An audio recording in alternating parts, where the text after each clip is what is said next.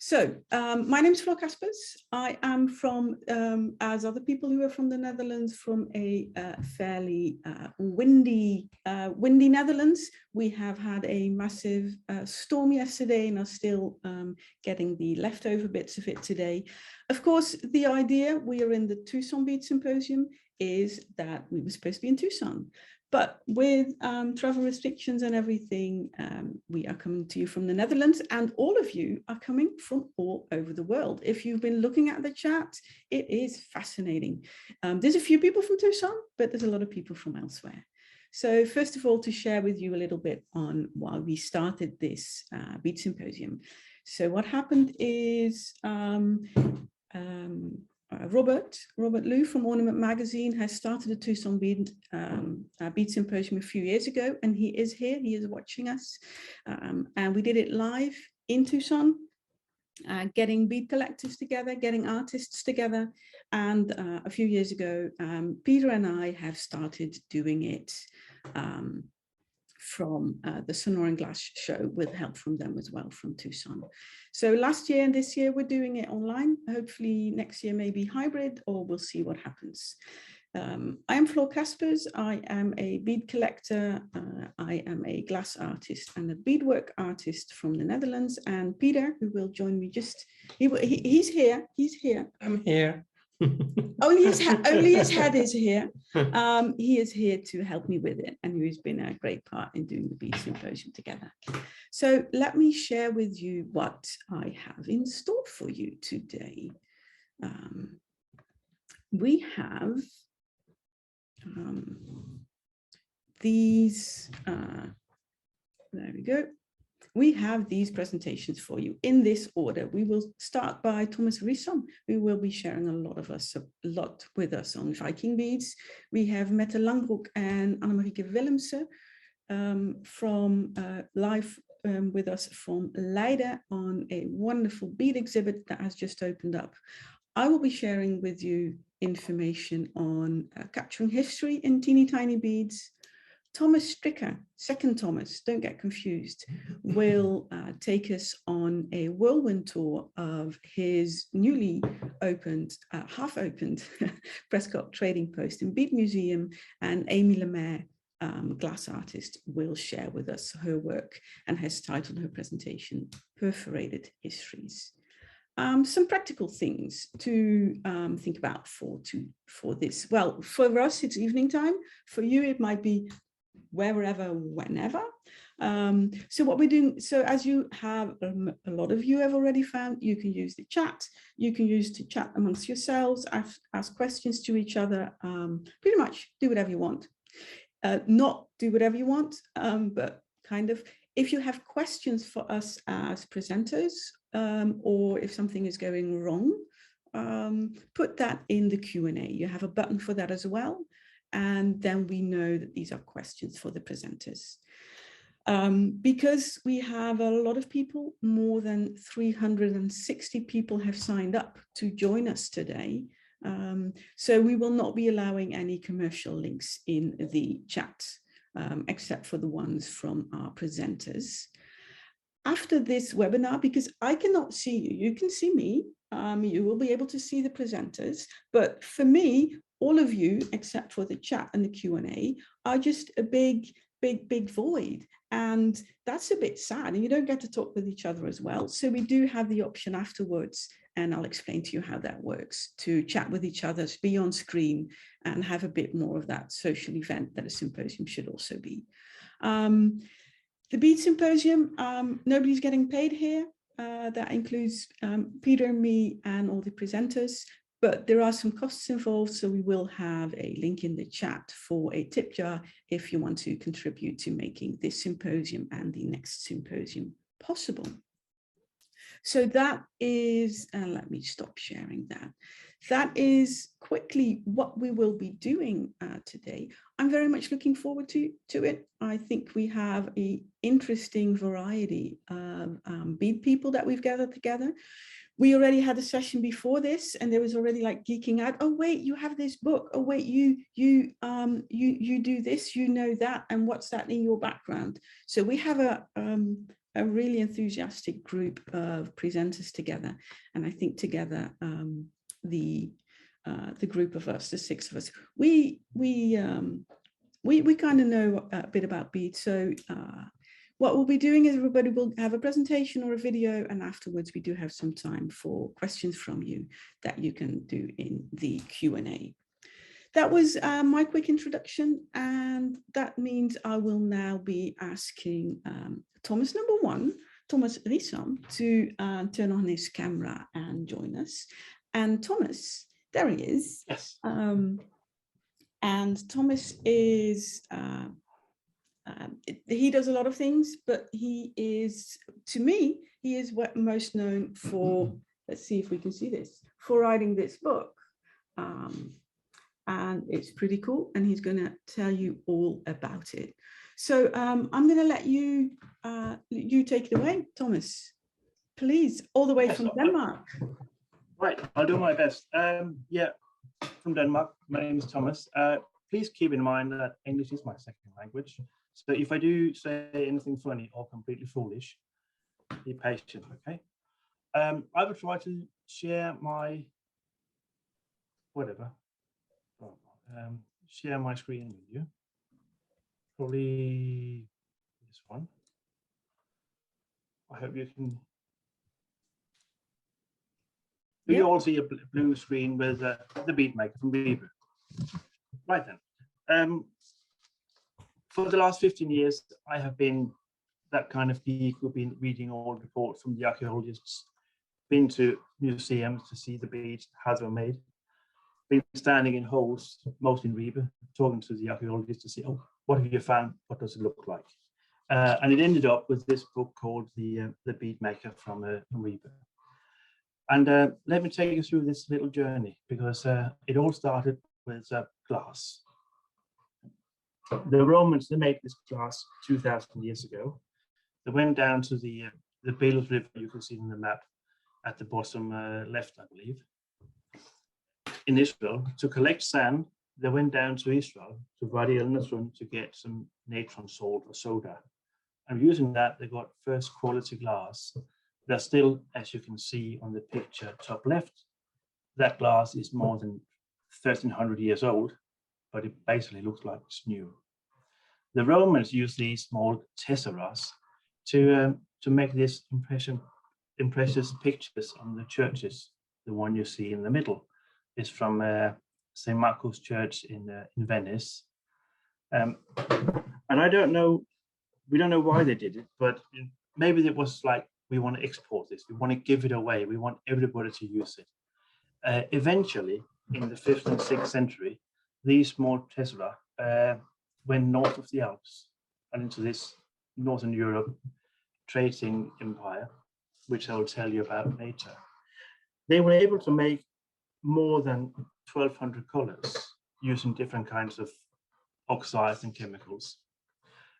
You can still get these tesseras in Venice, because today you got this lovely little shop called Osoni. They got these boiled sweets. You look on hundreds of small tessera, and you can go in and see their library. You can see it on the left. All these slides of glass. They have about 1,200 standard colors, and go there, go see it, go touch the tesseras, and don't use them for making these mosaic pictures. Use them for doing beads, because what happened these 800 years ago was in a little town now known as Dorstad in the Netherlands. You can see it on the map. On the left, they had this trading post empire. So they, around the North Sea, could make small marketplaces. In Southampton, in London, in England, York, Quintoric in France, on the west coast of Denmark. They went in through the little river, went into Ribe, and made this trading post. And they brought these tesseras, hoping that we would build, I guess, big mosaics. But back then, we lived in houses that looked like the ones you see in the picture. They only last for about 50 years. And we got dirt floors, so nobody really was interested in doing this. So somebody on the way figured out we can melt these things, and we can wound it around a metal rod, and making beads like this. So in the summer of basically 700 AD, give or take a few years, the Frisians arrived in Denmark, made a camp like the one you see in the picture, and somebody, I'm not saying there's only one guy when I talk about the bead maker, there must have been more than one. They could do blue and white beads like these you see on the pictures. And that was all they could do. It was one of the first craftsmen that arrived in Ribe, the market. And within 20 years, it all grew bigger. And during the last excavations in Ribe, they have found different kinds of tools, because what did that bead maker use? The picture on the top is a special tool for a bead maker excavated in Ribe about 40 years ago. The metal rods or the pontils on the left and the tools is what I believe is necessary for doing glass beads. I could go on for hours about talking about the tools, what have been found, what should have been found, and could also talk hours about the furnace. Today you do glass beads, you work with what, propane torch. Back then, this is what you had. You made a reinforcement of willow. You mixed up some sand, some clay, some horse manure, and you put in wood, and you put in wood, and you had a small, efficient furnace that lasted for about a month, 2 months, or the entire summer if you were lucky. When you came back the next year for another market season, this furnace would have been gone. It would look like something, a bit of lump of dirt, and you'd build another one. When they do excavations in Ribe, they found sometimes 2, 3, or 4 furnaces built on top of each other. So basically, this is what they had, this is what they used. And their workshop, they were not having like big, nice houses. They were probably sitting in the free. I'm not proud of this picture, but I guess this is what it could have been like, a very qualified guess on how did they work back then. I'm not saying it's true, but it's the best guess so far.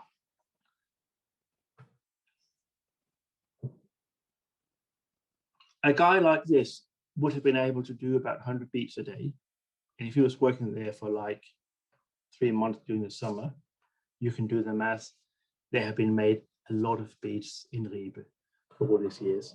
At the moment, they have excavated more than 6,000 half broken beats from different workshops.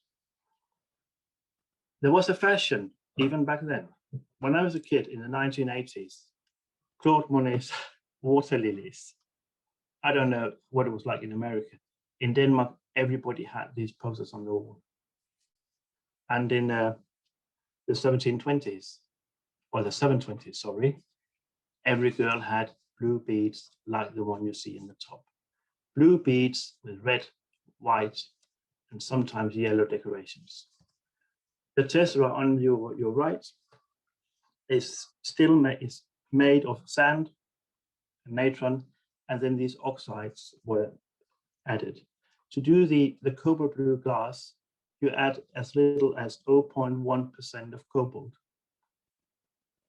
and heat it up to about 1200 degrees, and you get that color. The red color, you add copper to get that kind. The Romans who did all these colors had a huge amount of knowledge. I'm sure they didn't know why it happened. They just knew it did. The white one is made by adding what they called bone ashes. Somebody in the Roman Empire figured out if you burn bones from like animals, and you take those white ashes and you put it into the hot glass, it will turn into be milky white. These tesseras, they have been found, I believe, about 9,000 of these in Ribe. So they have been all over the place. They've been an import from the south part of Europe, and they have had plenty of them. Let me see that one. Here are some of them. The most famous beads excavated here, the Ribe beads, blue, white, and red decorated. This fashion goes on for about 25, maybe 30, 40 years, because unfortunately this trading post or marketplace in Ribe ceased to exist at about 760, because that the Frisian empire, you might say, Dorstad, is not Frisian anymore in 760. It turns out to be Frankish, and the Franks, they need something else. They need hide, they need leather, they need cows. So Ribe turns out to be a place for cattle and not the craftsmen. How did they do it? They made the beads, basically use small blue chips like the one you see in the top, heated it onto a metal rod, and then just like when you do modern beads, when you do a long glass rod, you just have the glass at the end of the tip of the metal rod. You wind it around, you've got a lower temperature, so about 800 degrees, enough to do glass beads, but not enough to produce glass yourself. The special tool I talked about before, the multi-tool, could be used to help shaping the beads because you'll work at lower temperatures. So basically, this is how the beads, the mother beads, were made, and then they had to figure out what about the decoration. Some of the beads could be shaped like the two you see on the top, the melon bead and the segmented bead. If you take a look at the melon bead in top left, that bead is 1300 years old, but it looks like it's new because this raw glass made by the Italians was of extremely good quality. As you can see, you just use your a piece of iron, put it into the bead, and you've got those shapes. If you roll it basically on a chisel and comb it on a knife, you can get this segmented beads, which are pretty basic even for those guys. They could do beads like this, as you can see in the pictures on the left. You've got the stringers, long thin piece of glass, and you basically write on the bead, and you can use your multi-tool to shape the decorations. Then you can basically just enjoy the ones you see here, doing a zigzag, or the one at the top right. I was pretty sure when I was a kid, my grandmother used to do this cake with two-colored icing, and you got that pattern, and I was sure she had invented it. So it was a bit disappointed when I saw that bead. So somebody knew about how to comb the icing and do beautiful beads like this.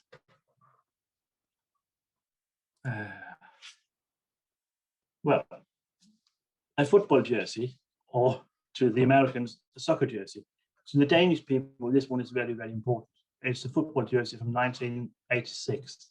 That was the first time the Danish national team entered the World Cup in football, and we were pretty good. You could even use words like Football Mania in Denmark. We were sure we was going to be world champions. Then we met the Spanish and we lost. The point is that summer, two archaeologists were sitting in a very deep hole and finding these small chips you see on the top, the red and white striped ones. And I don't know, it was a hot summer. Football was on everybody's mind. So those stringers are now called not multicolored rods, but actually called Mexico stringers. So when we talk about these beads, it has nothing to do with Mexico. It has something to do with that Michael Laudrup was a good footballer, and he had that shirt you see on top left. Those Mexico stringers are very often made with a blue base.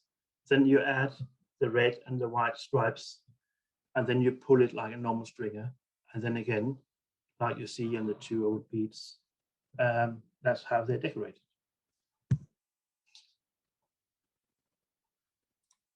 The other one, quite simple as well, is an old Roman bead, the polyhedral bead, or the 12-sided.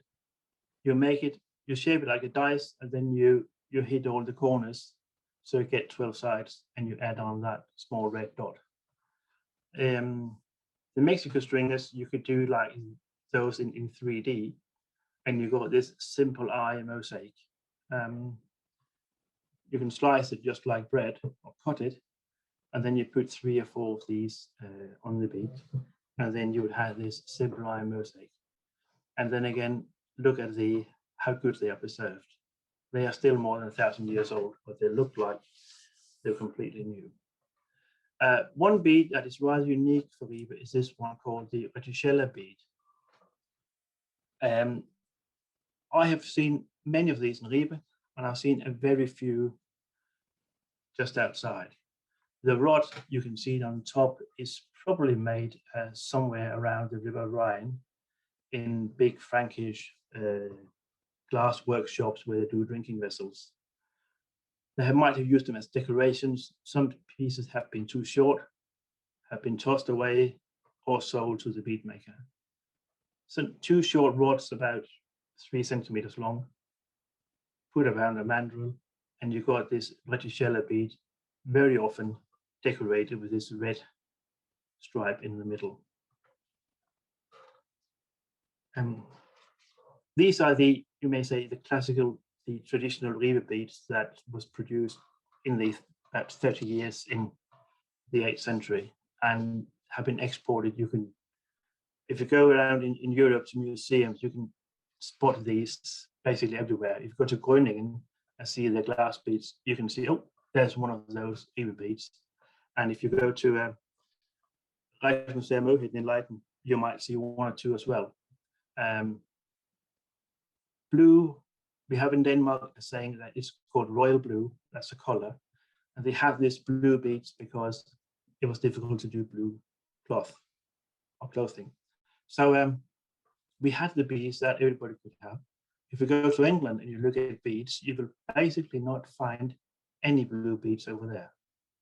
However, you will find some red beads because in England, red was the fashion color.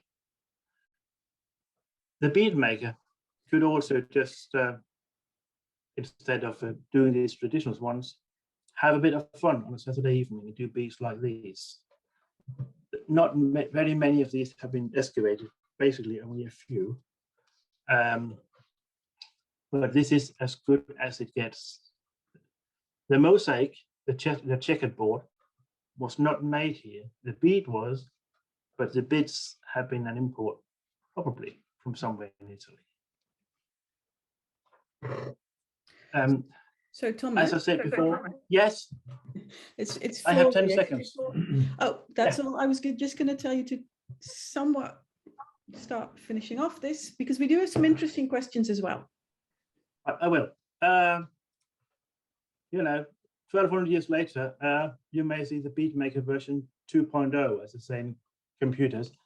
I had the honor of doing this necklace for Her Majesty because she came to Ribe to celebrate the city's 1,300 years anniversary.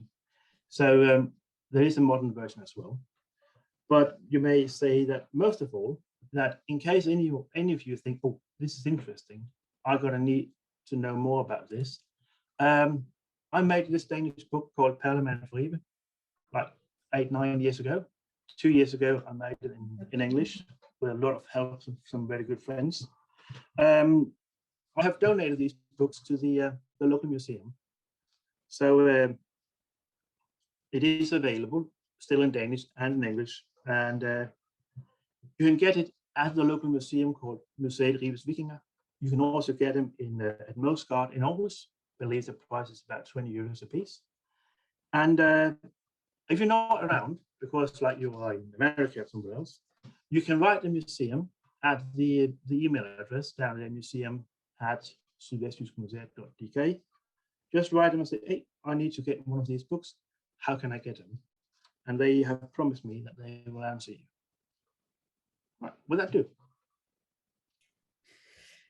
Well, thank you. I'm going to make sure people can see me again as well. So we have a lot of interesting questions and some debate going on in the chat. But thank you very much for that presentation. I can tell from people that they were very fascinated by it from the responses we've been getting. And people are very much looking forward to learning more, reading more, getting to know more. So a few of the questions that we have is the patterns, and you shared a little bit about that when you talked about the difference between Ribe and England. So do we also find that different patterns come from different areas? All I can say is that because I live in Ribe, I've been a geek on these beads, that the blue beads with red and white decoration in general are something made very locally and probably also exported due to trade. If you go to other places, if you go to like Gotland or Bornholm in the west part of Denmark, you can find white beads with black and red thread decorations. And then again, if you go to like the Netherlands, if I remember correct, there's a lot of beads, red beads with yellow and white decoration. The same pattern though, but different colors. So it seems like there is a color issue. So, and another question we have is the example beads that you showed that you've made, for example, that final beautiful necklace. Did you make those in that cone furnace, that hand-built furnace, or did you make some of them in a different way as well? Well, I had to the necklace because it was a gift and it was supposed to, you know, like not crack. Because you need well, if you're going to give it to the queen, make sure it doesn't crack. Okay, so I used modern torches to do that one, but I've done plenty on the on that volcano furnace, and it's very efficient. You can do a melon bead in about 2 minutes. So you can make the same beads, it's just a little bit more risky. Yes, you can see all the. You saw the pictures of the final beads, your original beads, but you can also see small pictures. That was on me doing this exact bead on a clay furnace. So the ones I did, you've seen in the presentation, I did it on the volcano furnace, or whatever you would call it, but not the one for Her Majesty. Okay. And we have a question, so I'm going to take 2 more questions and then we kind of have to move on because we wanted to cram a lot of different presentations into this symposium. So a question by Robert is, what can you tell us about how the bead makers lived? Because I know in your book you talk about this quite a bit, on how they lived and how they traveled, and I know there's a bit of speculation there. So could you share us a little bit about that? Well, it's hard to say because you've got these people, this marketplace where you must expect to have 3 people coming in and have a trade. So you could have had a traveling craftsman who started in the early days of April and May in the southern part of England, like Southampton, nice weather, working on a boat, and then gone all the way up through England, going to Denmark and going back home.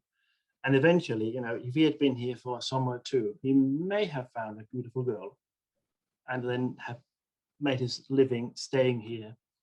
I have not heard of any idea that could say it's a free craftsman or is it a slave, but you may have had that many bead makers, so they could have been free workers, but it's not for me to decide. We weren't there, were we? No, I wasn't that old back then, hard to remember. Yeah, no, it was a while ago. So one more question, and I don't know if you know that answer, but there is about the chemical in glass. You mentioned that the red is sometimes made by using copper, but a lot of people also know that copper, both in glass and in ceramic glazes, gives green. So that was a question there. Of course, copper itself has red in it. So is this something that you know, or do we need to refer to other people on this one? Well, I believe that, you know, find a chemist. We will find a chemist. And I know glass chemists, and I wouldn't be surprised if one of the people who is here can answer that question. I I read some reports about the ancient tesseracts from Italy, how they were made, and then I went when I had a chat with the Orsoni company, and they're very nice people, very kind. And the first thing Luca said was, yes, well, we got 1,200 colors. It is like, you know, it's our business. So I'm not going to tell you what's in the glass. But when I said, is it true there's like 0.1, 0.2% of cobalt to make this blue color? And he said, oh, that's a very good idea. So they were willing to confirm what I already knew, but they would not give away any recipes. Of course not. Yeah, and I know myself that copper does work very interestingly in when you put it in glass and when you put it in the flame. There's a lot of copper-based glass, so we may not know if it gives this specific color, but there's red tinges that comes from it either way. We have one final question, and I couldn't resist because it's just a good question and I don't know the answer. How did you get into beads? Oh, I'm not sure I want to tell you. Okay. You don't have to. I started out being, well, I was fond of old craftsmanship, so I started doing some blacksmithing, and some guys forced me to be part of this Viking reenactment. And we were standing doing some smithing in northern part of Denmark on a hot summer day, and let's say it was a lovely but a rather wide lady who came up to me and said, "Where's the bead maker?" And I had a look at my mate and said, doing beads must be much easier than doing metal. Let's do this. So that's how it all started. Today, I would say, no, it's not easier, but it's different. It's different. Metalsmithing, blacksmithing is still on my list of things to do. I'm sure it should be easier than working with glass. Anyway, thank you so much, Thomas, for joining us. We will be sharing the links that you shared and the contact information. We shared some of it in the chat. We will also be sharing that in an email that everybody who attends here gets. So thank you so much, Thomas, and we will see you later. Thank you. Bye. So that was Thomas. Thomas won. And it's good. A lot of people have been explaining in the chat that copper really does depend on where you make it. To have that really bright red might be a stretch for just copper, but we will see. So thank you so much, Thomas, for that presentation. We will be moving on to a dual presentation with two wonderful researchers, because we have, and they are on screen at the moment. See if I can get them spotlighted there. Hello. Hello. So you're having a party in Leiden because apparently you have not blown away in the storm that we were having. No. So, I could introduce you, but I know in your presentation you'll be introducing you as well. I just want to say before you do, I will just do that. This is another wonderful book. It doesn't really work well, I'll put it right there, that you have been working on, and a wonderful exhibit in Leiden. Everybody come to Leiden. It's not always stormy weather here. I found you to be two very knowledgeable and very enthusiastic women when it comes to all things beads, glass, medieval history, and it is fascinating. So I'm just going to ask you to introduce yourself and start your presentation. I'll share the screen. Sorry, I have to share a different screen, sorry. That's better. Yes, and now it works. Yes, there we go.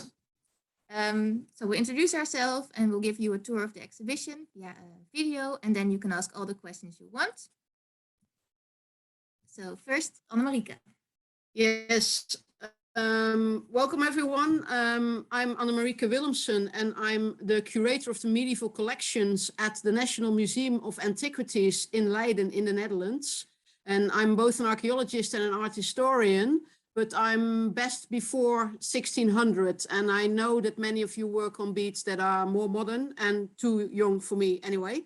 And I did imagine and also realize the bead exhibition that I made with the guest curator, Mette Langbroek, who is next to me. And I'm not a bead expert at all, but I do work on and like small finds in all kinds of ways. And I have a research project, which is called Strictly Personal, where I try to understand how small excavated objects that were once worn on the body in a broad sense convey identities or identifications. So the beads are very much in my line of interest.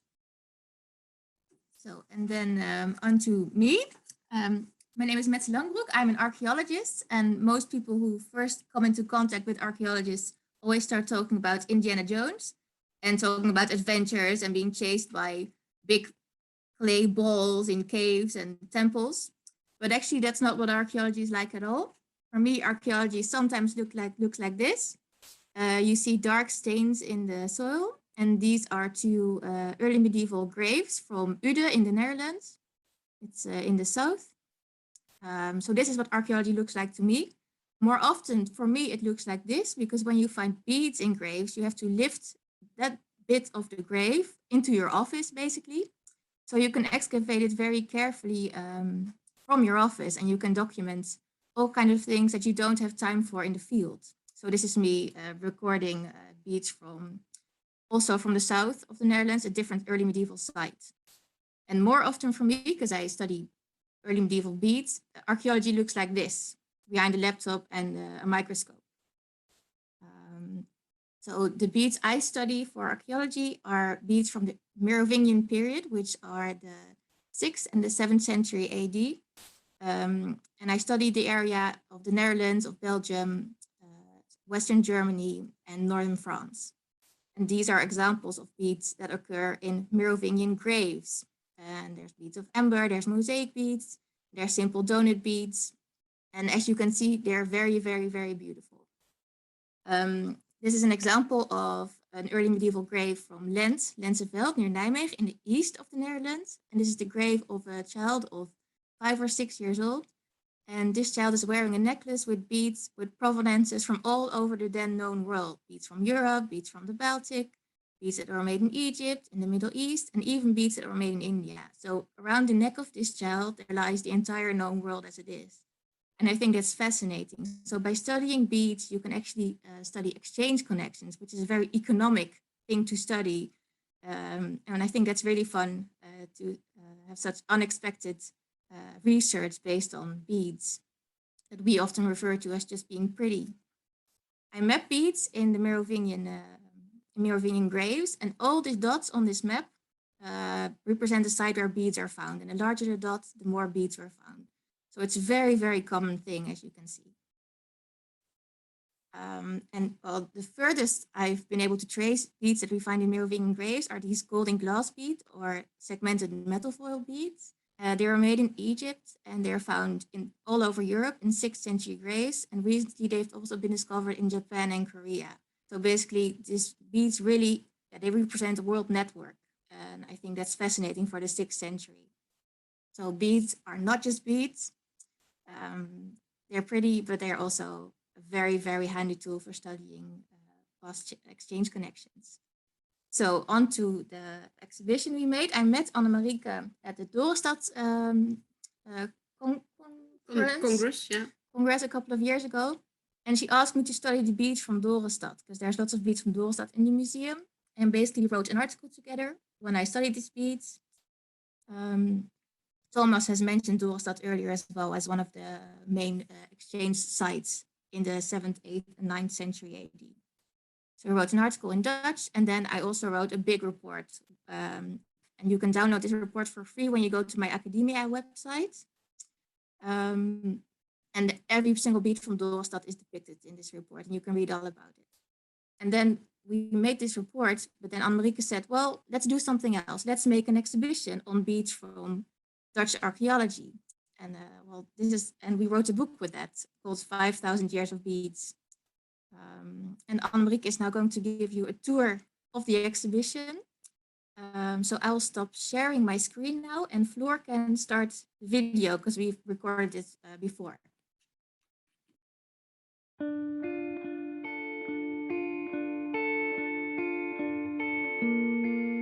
5000 jaar kralen. Gaan we kijken naar sieraden of naar geld? Het zijn heel veel sieraden uit heel veel verschillende tijden, maar het zijn niet alleen maar sieraden, want kralen worden ook gebruikt om dingen te beschermen en ook om iets te onthouden. En dan moet je ook denken aan gebedskralen bijvoorbeeld. Hier liggen kralen van allerlei verschillende materialen, want kralen worden natuurlijk gemaakt van glas, maar zeker ook bijvoorbeeld van natuurlijke dingen zoals schelpen, van barnsteen, bergkristal, edelstenen, metaal. En hier liggen eigenlijk uit 5000 jaar meteen al kralen van allerlei verschillende soorten materiaal. Wat vind je zelf de mooiste hier?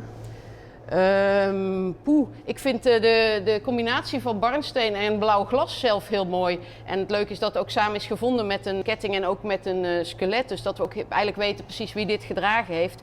En dat het ook een man is. Heel veel mensen denken bij kralen natuurlijk meteen aan vrouwen. Dus, ja.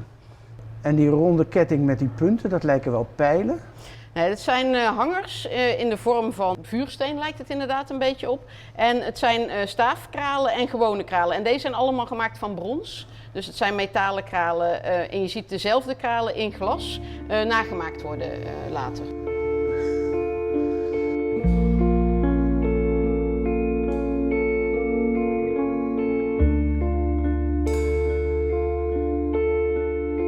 Dit is een ander gebied, vooral in een andere tijd. Dus wat je ziet zijn kralen met name uit het Midden-Oosten, uit Egypte en uit de klassieke wereld. Want de kralen in de tentoonstelling zijn eigenlijk voor 90% in Nederland opgegraven. Maar de eerste vitrine laten we eigenlijk zien wat er verder in de collecties van dit museum zit. Het leuke is dat die kralen ook overal terugkomen, want deze kralen zijn gebruikt in het Midden-Oosten. Maar kralen die daar gemaakt zijn, komen ook gewoon in Nederland in de middeleeuwen en zo terecht. En hier zie je ook een beeldje staan van 4000 jaar oud, van een prins, ook weer een man, die kralen draagt. En je kunt heel goed zien dat zijn kralensnoer een hele grote kraal in het midden heeft. En dat hebben eigenlijk die kralensnoeren uit het Midden-Oosten allemaal, ook die er hangen. En dit zijn bijna allemaal kralen van edelstenen, maar ook hier zitten weer schelpjes tussen en metaal, zoals goud zelfs. En ook wel weer glas, dus je ziet die combinatie eigenlijk al terug.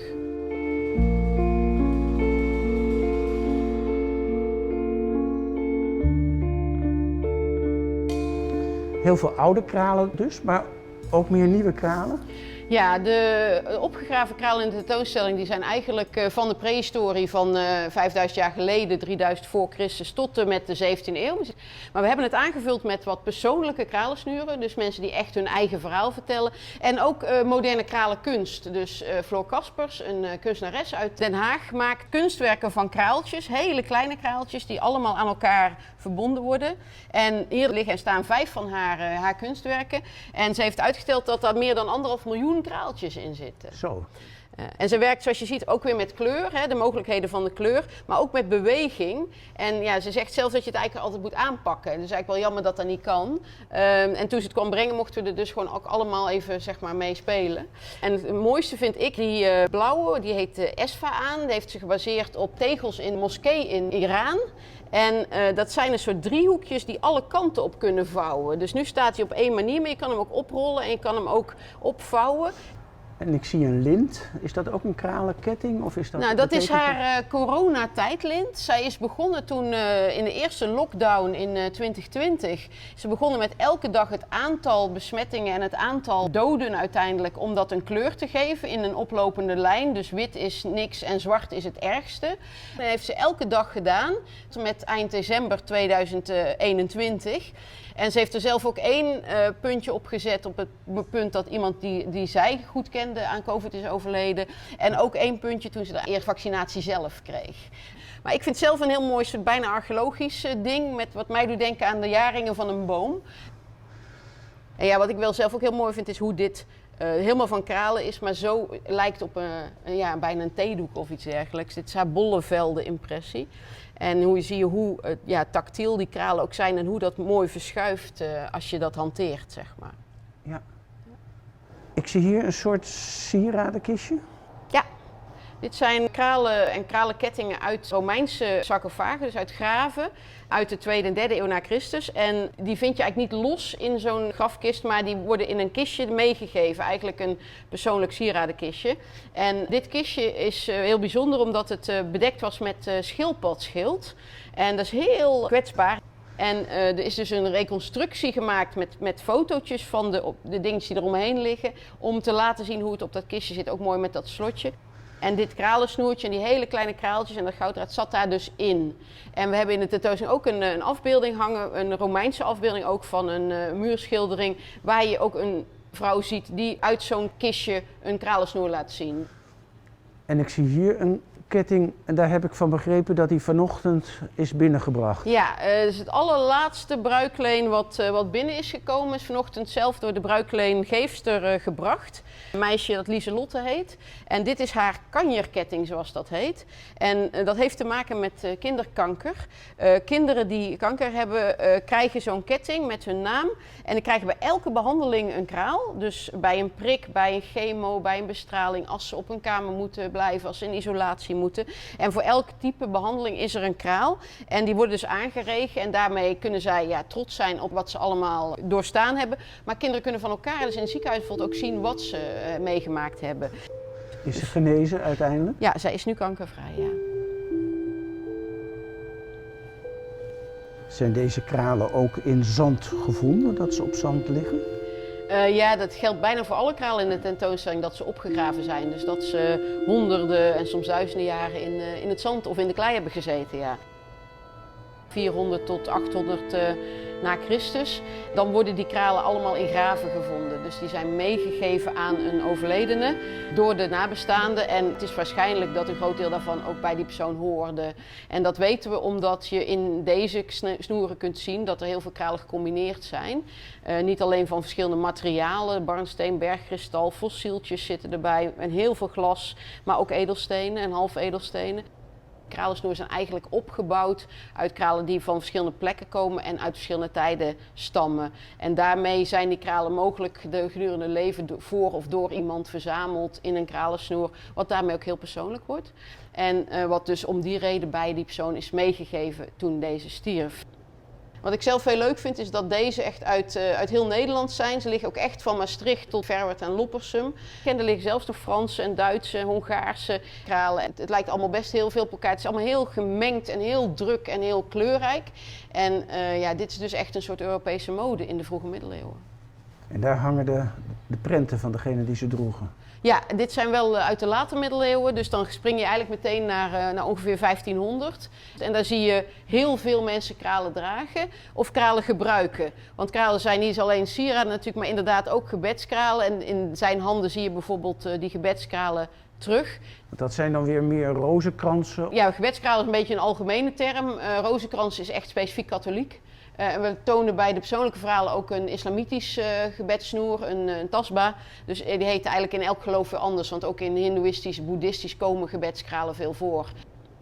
Dit is een gebedenboek. Een gebedenboek wat gedateerd is in 1520, dus datum staat erin. Dat is heel bijzonder, het is een handgeschreven boek.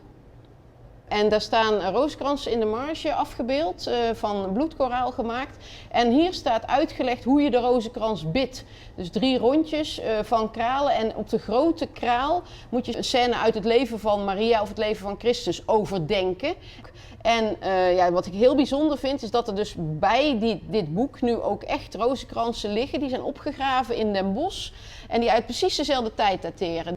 Dus je combineert eigenlijk verschillende soorten bronnen, archeologie met kunst, waardoor je eigenlijk kunt zien hoe ze dat deden in die tijd. Ik herken een soort boze oog uit het Midden-Oosten. Ja, het zijn kralen die ogen hebben, ogen die naar buiten kijken. En soms hebben ze heel veel ogen en soms hebben ze 1 oog. Deze stammen dus echt uit heel veel verschillende periodes. Soms zijn het ook echt hele gezichten. En het idee is dat die inderdaad het boze oog afweren. Dus niet zijn, maar afweren door naar buiten te kijken. En het laat heel mooi zien hoe kralen mensen kunnen beschermen. De mensen die ze dragen. Omdat in feite die kralen voor jou uitkijken. En hoe meer ogen naar buiten kijken, hoe beter je beschermd bent. Dat is dus een traditie van duizenden jaren waar je specifiek kralen voor gebruikt.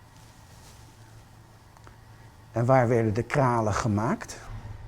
Kralen worden overal en nergens eigenlijk gemaakt. Er zijn echte kralenwerkplaatsen op een gegeven moment waar echt duizenden, zo niet honderdduizenden kralen op een dag gemaakt kunnen worden.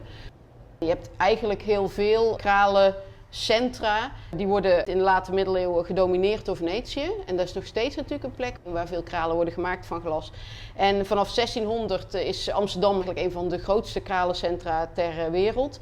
En dit is een heel klein beetje afval uit een hele grote hoeveelheid afval van een kralenwerkplaats aan de Kloveniersburgwal in Amsterdam, die in 1602 is begonnen. Maar in dat afval barst het ook nog van de kralen en van die staafjes, want uit die staafjes worden die kralen weer gemaakt.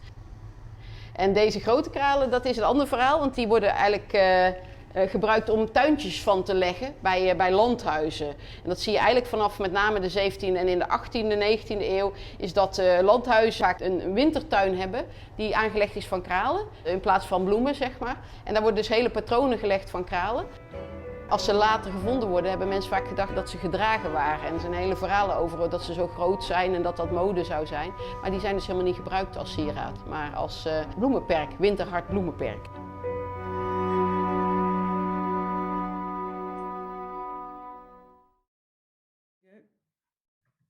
How wonderful to share that with us. I'm not entirely sure. Did you still want to go back to a presentation, or are you ready for? Oh no, it just next slide just says Q&A. So okay, so yeah, because we do have some questions, and sometimes it's interesting to see how during a video like this, you see the chats like grind to a halt because people are like, because that was some wonderful footage.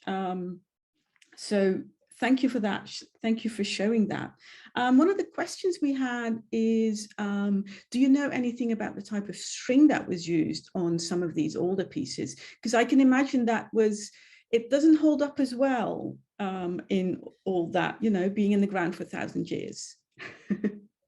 No, it doesn't, but there's some exceptions when beads have been preserved in very wet soil, so in conditions without any oxygen.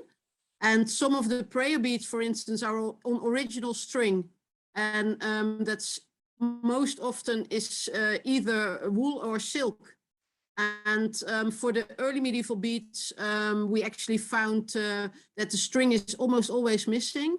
But we sometimes do find little bits of copper thread, which are used as a lock at the end. as a closure, and the threads just go like this.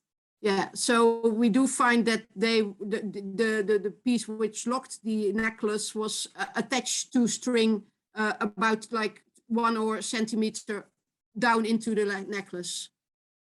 Okay, so a few questions that for people who want to get a hold of the book, it's all in Dutch. So it is, yes. There's lots of pictures. And we do have the English translations of the texts downloadable on the website of the museum. So go to and we put that link, we put the contact information, including the website of the museum. We put that in the chat. And as I said, we will also be sharing all the information in an email to everyone. And people still have time because everybody's now excited. They want to come see the exhibit. How long is it still on for? It just opened at the end of January, and it will actually be on until early May 2023. So a good 1.5 years left. Yeah. So everybody's got. So people are most welcome, and if they make it to Leiden, they can also always at the cashier desk just let them call Annemarieke, and if I'm there, I will come and show you around. It's no problem. So the challenge is now see if you can pronounce Annemarieke. So because then you can make sure you find her. Try the medieval curator or the person who did the beads will be fine, I think, in the end. But there's only one Annemarieke at the museum, so you might give it a try. So it's Anne-Marie, but in Dutch. Yeah. And for people who might have been curious about what you mentioned about the beaded gardens with the large blue and the white beads, we did a presentation by Hans Storm on these beaded gardens in last year's Bead Symposium. So you can find a link to that video in the Facebook page and go back and watch that as well and learn even more about Dutch beads. So the museum is in Leiden. Leiden is about 25 minutes from Amsterdam by train. It is very close. And the Netherlands is a tiny country anyway. Yeah, and Leiden is actually closer to Schiphol Airport than Amsterdam is. See, and it's a beautiful old town. So if you even if you have a layover in Amsterdam, you can just hop in, watch the exhibit, and do that. One more questions about the stringing material, because of course you've been showing all the beads, and then people want to know, yeah, but what did it look like when it was a full necklace? Do we know if leather was used? I haven't seen it archaeologically, which doesn't mean it wasn't used, but you need specific conditions for that. And until now, I haven't seen it. But I must say that it's only quite recently that excavations have been so precise that they will lift the block, as Mette told us, with the beads and just carefully sort of unwrap it in the store or in the lab, and then you can also see traces of string, and maybe this will help us, because in the past, of course, the beads were picked out by hand from an excavation, and they need to be big enough to be able to be picked up. And the problem is that they then are always restrung. So we find everything just being a necklace, regardless of how exactly they were situated in the ground. So for this exhibition, for instance, the Merovingian beads, most of them had restrung into one sort of long string of beads, because we actually don't know if they were, well, we do know that they were not all worn as a necklace. There is a bit of a difference between how they were found and what they usually look like in the museum collection. I do have something to add to that. Whenever you find a string of beads in a Merovingian grave, you can usually pair them up in pairs. And that really suggests to us that they might have been worn like very symmetrical strings.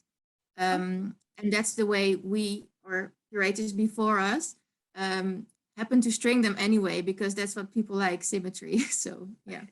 So we have 2 more questions that we're not going to answer now, but I'll let you know where you can find some. So one of them is if the type of beads used for the gardens, if they were very old. They're not as old as a lot of the beads in your exhibit, but I would suggest you go back to last year's Bead Symposium and have a look at that one. And same kind of goes for information about the chevron beads. We can have a full symposium, Isabel, on chevron beads, and we still wouldn't be able to finish it. So I suggest you go to some of the resources that we will be posting at the end, or more generic websites on beads and bead history, and you will be able to find a lot of information there and ask a lot of questions. So for now, that means Mette and Annemarieke, we are going to say thank you very much. I'm sure you'll be seeing a lot of people at the museum, and I'm sure we will meet again soon as well. So thank you so much, and see you later. See you. Thank you, Floor.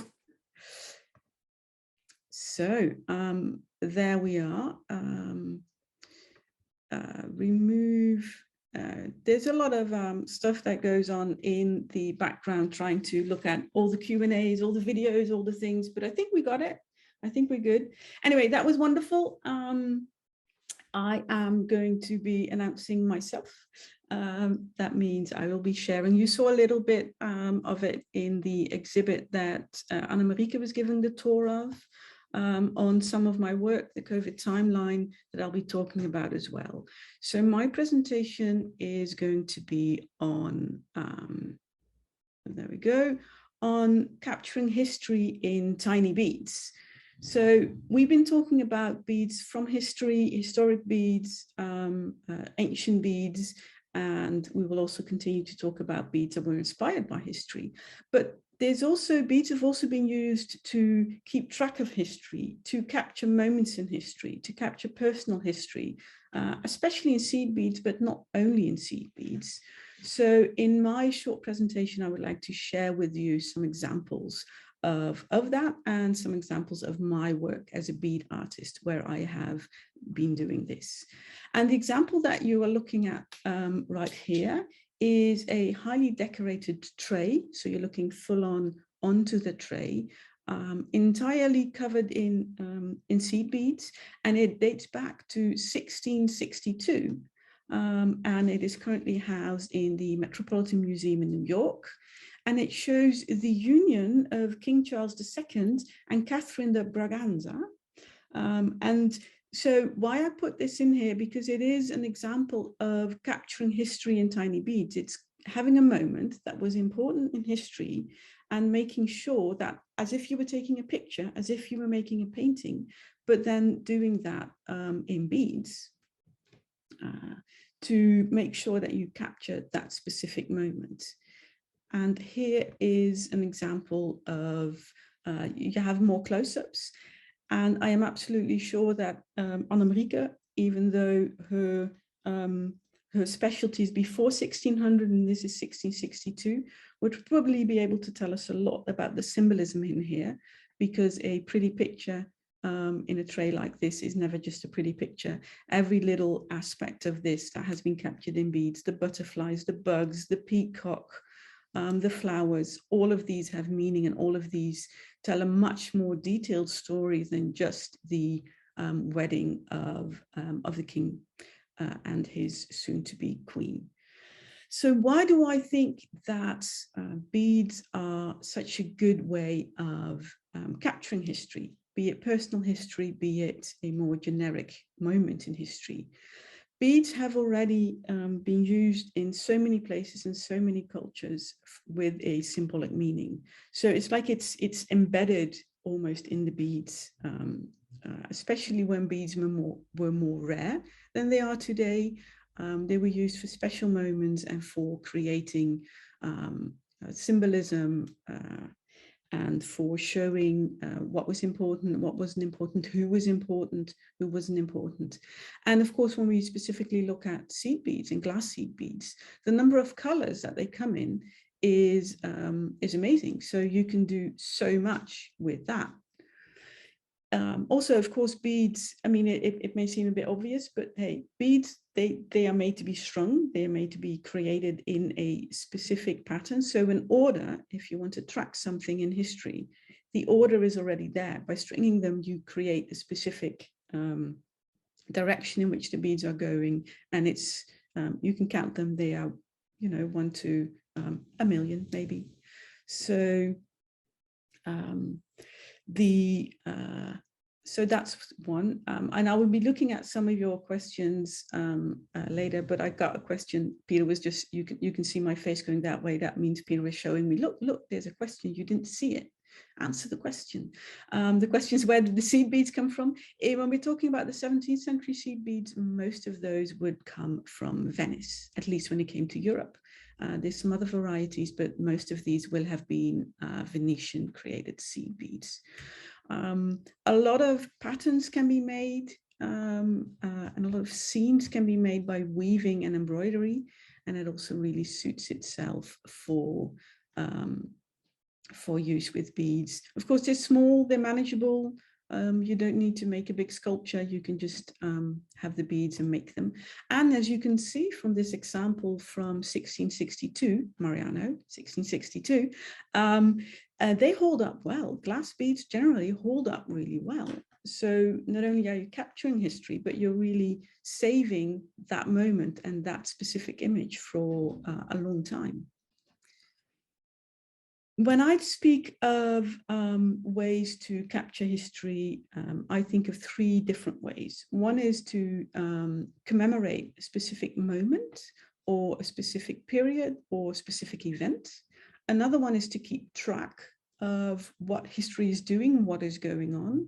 And the third one is a tool for telling stories. And I'll show you a few examples of that. I think this is an interesting example. The one on the wedding, the piece I just showed you, is another example of a commemorative piece of beadwork. This is an example of a commemorative bead. The ISGB, the International Society of Glass Bead Makers, has an annual gathering of bead people. And to commemorate that event, an artist gets selected to create a commemorative bead. This is an example of the Fibonacci bead, named after the Fibonacci bead, the spiral sequence, but then of course made into a cute kitten by Laura Simone. And it is used, it goes to the different people who go to that annual meeting to commemorate that specific moment. And there's lots of examples of that. You could have, of course, commemorative cups and mugs and caps and all that. But here's an example of how you can do that in a bead. Another example is tracking. And one of the things you can track is temperature. And recently I've seen quite a few different bead makers who start the year by keeping track of the temperatures where they are, and then make either a long ribbon or they make these cute little hearts. So every little heart stands for a specific date. And in this case, the cold period of the day, so in the night, and the warm period of that day. And these were made by Erin Wardwell Bachrach, who allowed me to share her picture.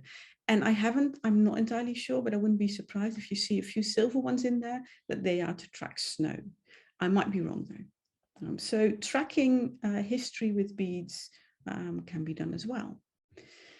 As you could tell, and I think a lot of people are familiar with the concept of beads of courage. It is very similar to the example that Annemarieke showed in her in the exhibit, the Kanjerketting, which is a Dutch version that is based on beads of courage that was created in America by Jean Gribben, who is actually from Tucson. So this program is very suited for a bead symposium that originated in Tucson as well. And what it allows children to do is to tell a story of their journey, of their beads. And they have their name on the beads. This is a mock-up. This is not from an actual child. And it's combined with glass beads, sometimes ceramic beads, sometimes beads that are made especially for them, beads that commemorate especially difficult periods.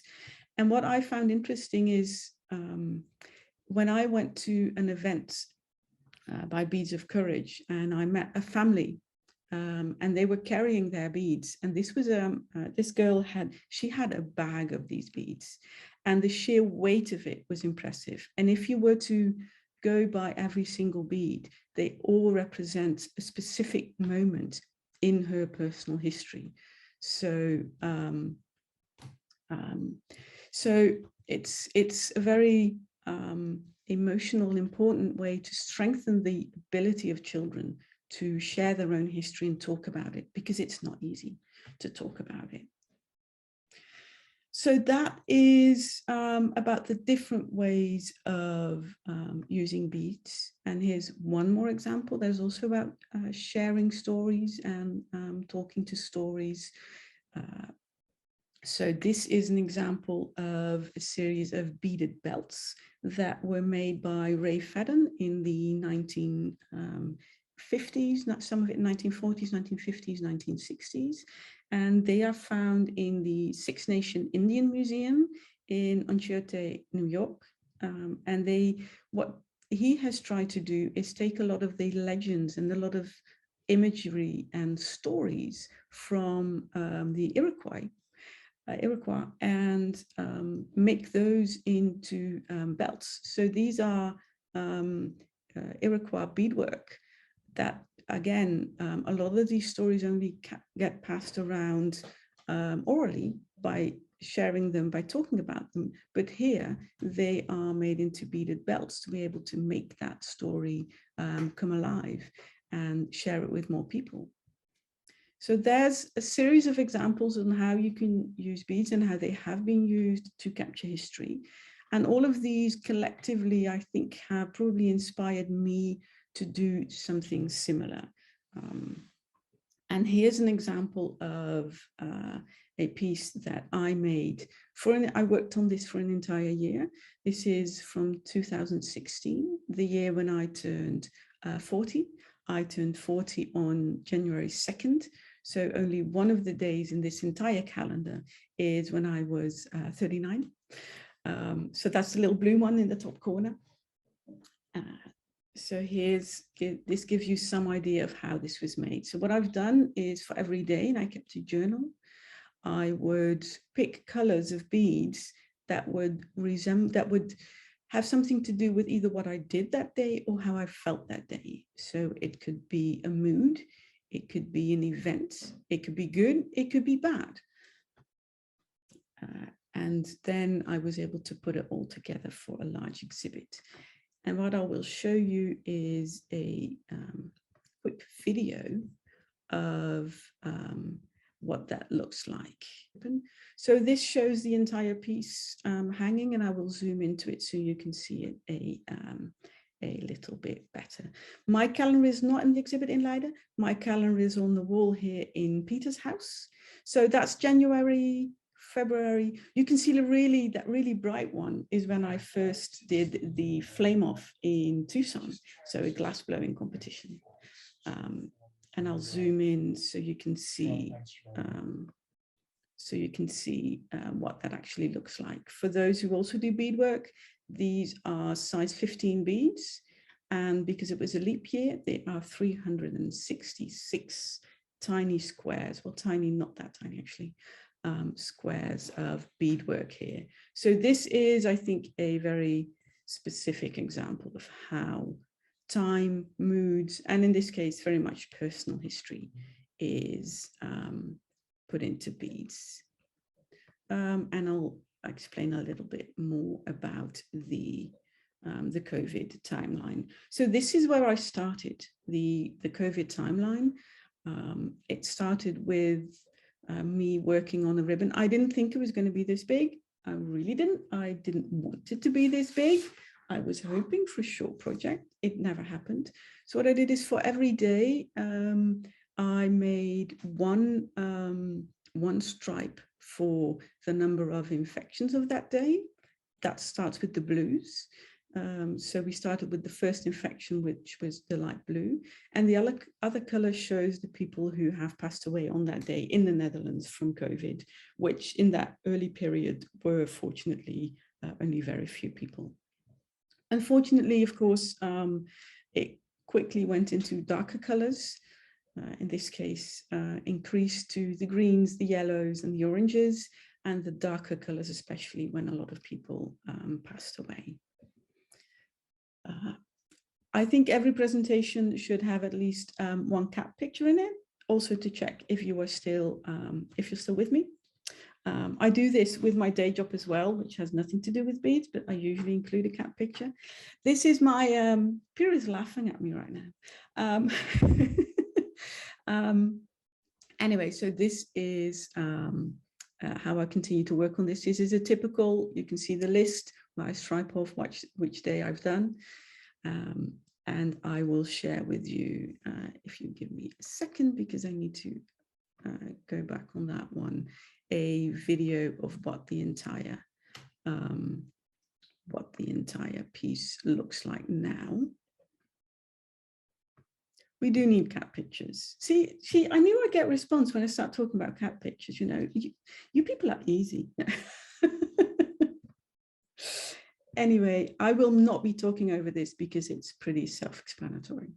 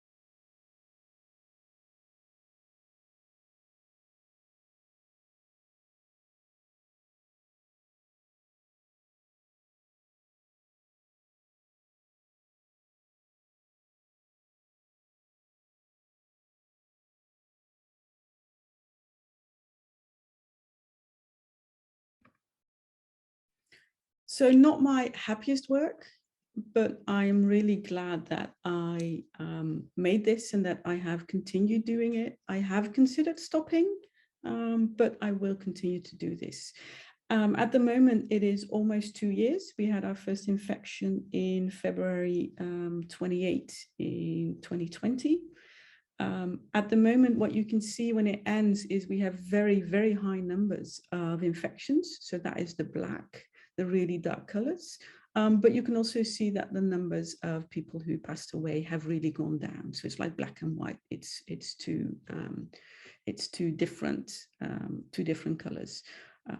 At the moment, it seems to be going in the right direction, as it is in many other countries. So who knows, I might be able to stop it sometime soon, but at the moment, I am still adding to it and will continue to add a ribbon, add to the ribbon that is in the museum. So that is what I wanted to share with you on my way of using beads to create something different than just jewelry, but using it to share my personal history and share a bit of history of something that we've all had to deal with around the world. And I will look at a few of your questions, which includes the name of my cat, which Peter already answered. I'll share a few numbers on the COVID timeline. So it's now almost 2 years. It is about 18 yards long. It has about 250,000 beads. Because it has 320 beads every single day. So that is a lot. We had a few questions on the wedding piece. What I will do is I will share, so the piece that I started with, I will share a link to when we do the email, the follow-up email. I will put a link to the Metropolitan that has this piece, because they have a lot of detailed pictures of this one and very similar ones. So that should give you a really good idea. So let's see if we have any more specific questions. So we had a questions, did I make a key so I would know what the colors would be? I started and I went back. I started when I was already a few weeks in, and I had to make a guess. And as it turns out, I was quite good in making a guess and making deciding what colors I was going to use for the number of people who passed away. So I went close to the top number that I had a category for, but not over that. The number of infections, I was really basically doing well with the plans I had for it, but then Omicron happened and the numbers went through the roof. So my category, my maximum category is more than 15,000 infections a day in the Netherlands, but we've actually reached way more than that. I think at the moment we're about 50 to 60,000 new infections each day. So that is just, and there's no more black than black. So black is where it stopped. And would I've started this if I knew the pandemic would go this long?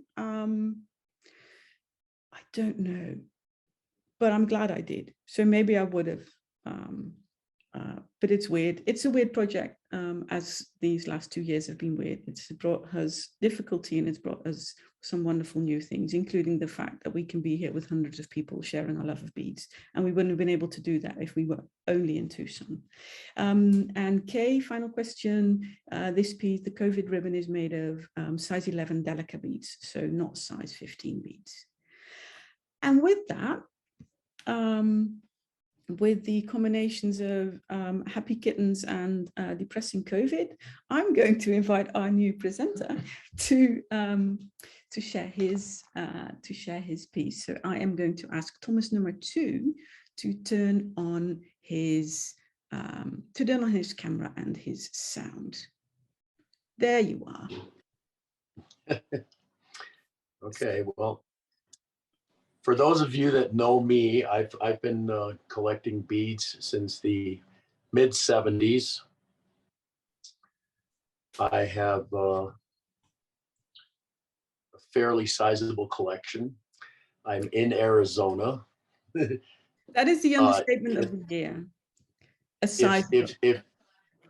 If the cameras stay on, I'm in Arizona, And one of the things I always wanted to do was retire in Prescott. And it just so happened that the first bead museum in the United States was founded by Gabrielle Lizet many, many years ago in Prescott, Arizona. And it stayed there until she retired and decided to move to the Phoenix, Arizona area. I'll try to speak a little slower because I understand my American English might be a little fast. She ended up in Glendale, Arizona, which was another huge city in Arizona. Built a beautiful museum, very sizable. The city of Glendale gave her several buildings and an annex. So those of you that actually went to it know what I'm talking about. And then until her death, it remained a beautiful place to visit with lots of great exhibits. Jamie Allen, many other people attended there all the time, and Robert Liu, and you know, most of the bead people that I've met, we met at the Bead Museum there.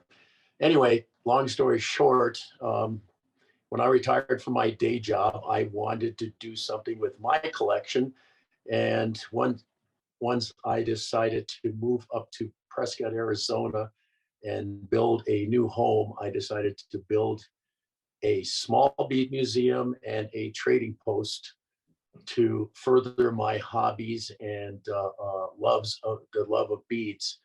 And here I am in Arizona, in Prescott, Arizona. We have a soft opening right now at the Prescott. It's actually called Prescott Trading Post and Bead Museum.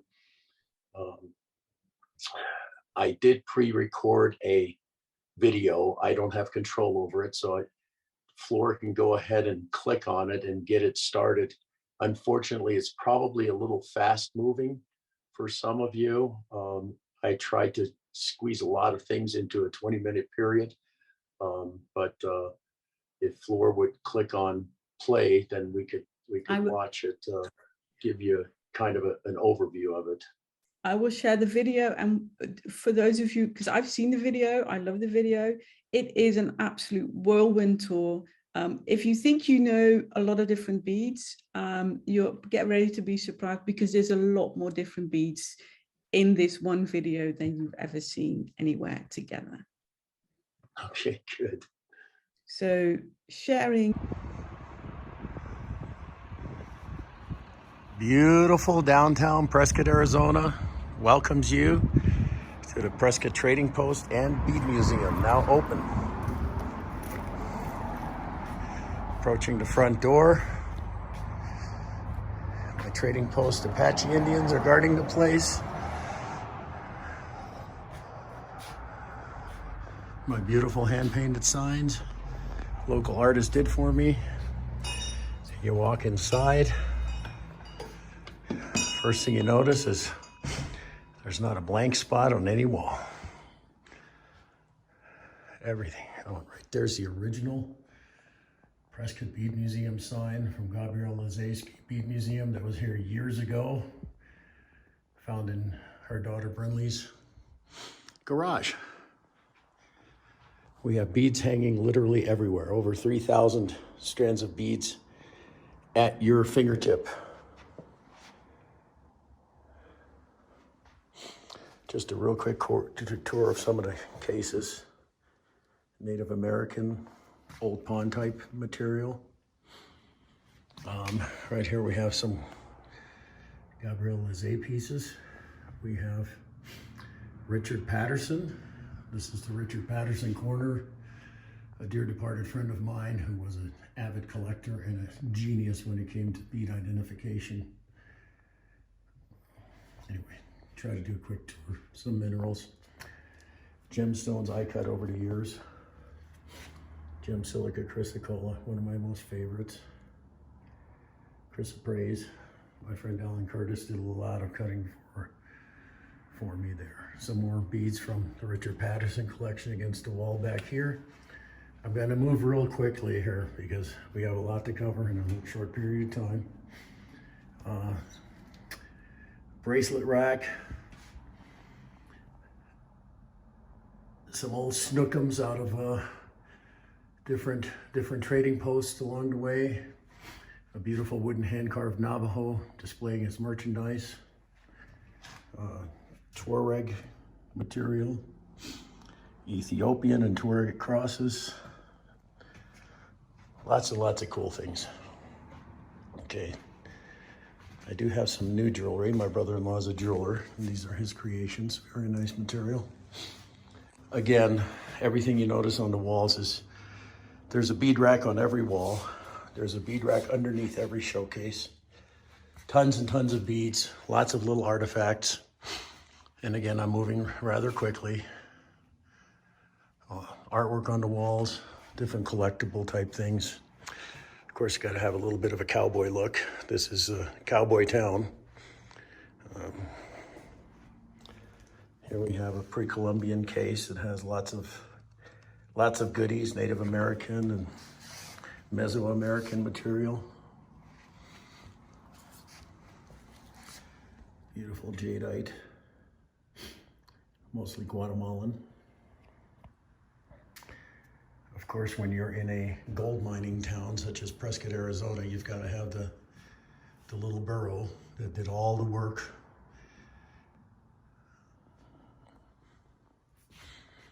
Here we have toys from days gone by. Cowboys and Indians and all kinds of little creatures.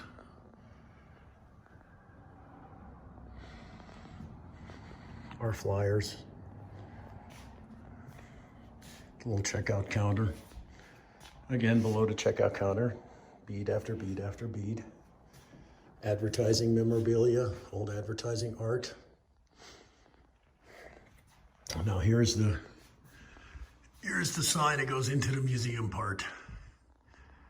This is a hand-carved sign a friend of mine did. The same guy that did the painting out front of the windows. Losing my voice. Here we have a showcase with ancient stone beads, lookmick, ancient glass beads, all kinds of goodies. Our museum guest register. Thank you, Ornament Magazine, for including us in this issue of Ornament, giving us a really nice presence in the world of ornamentation. Love you guys. Thank you, Robert. Thank you, Patrick. A beautiful map, a very dear friend of mine. Took 15 years in creating. It's Arizona Territory Gem and Mineral Map. Indian dolls, most of them with beads. Lots of artifacts. We have a revolving case that has tons and tons of little items, lots of goodies in there. Okay, now we'll walk into the museum part. So again, this is, you see lots of beads on the walls. Here's a painting I commissioned many years ago to help identify different types of beads that the Mauritanian women would wear, the Kifa bead makers. Let's walk over there. Here's an original museum case out of the Glendale Bead Museum. This thing has a beautiful glass top that opens up, and it's easier to photograph with the glass off of the beads. Sorry about my finger. We have an assortment of Kifa beads in here. Mauritanian wet powder glass beads is what they're called. Bracelets, inlaid box. The men made these unbelievable granulated beads, both in silver and in solid gold. Amber and silver, shell, agate, a little teacup, Mauritanian doll, a hairpiece with beads. Powder glass beads is yet to be identified who the makers were.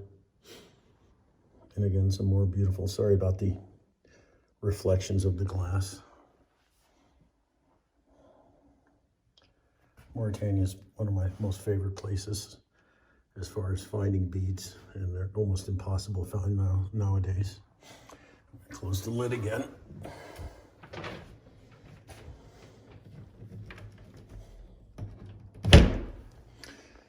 Beads on the wall, like I said, every wall has beads. These are most of these are prayer beads from Mauritania.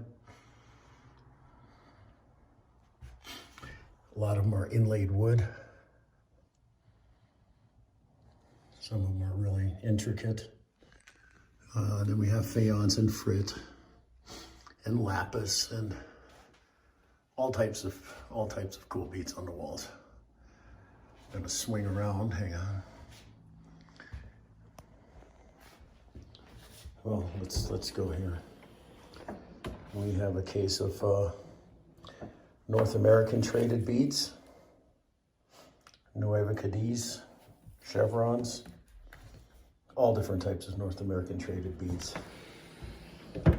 Next drawer has a Tibetan section, turquoise and coral and amber and Pimaraka and Z and more amber, silver, bone, wooden malas. The last case has an assortment of Kifa bead triangles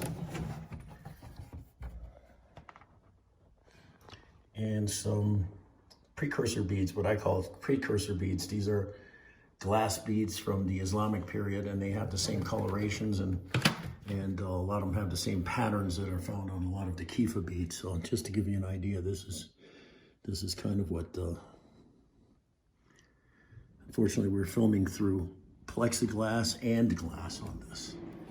Okay, now we swing around to the back wall. Here we have gold washed Mauritanian beads, again, some really fine granulation. Very unusual types, beautiful beads. These I believe are Dayak, boar's teeth and deer antlers. And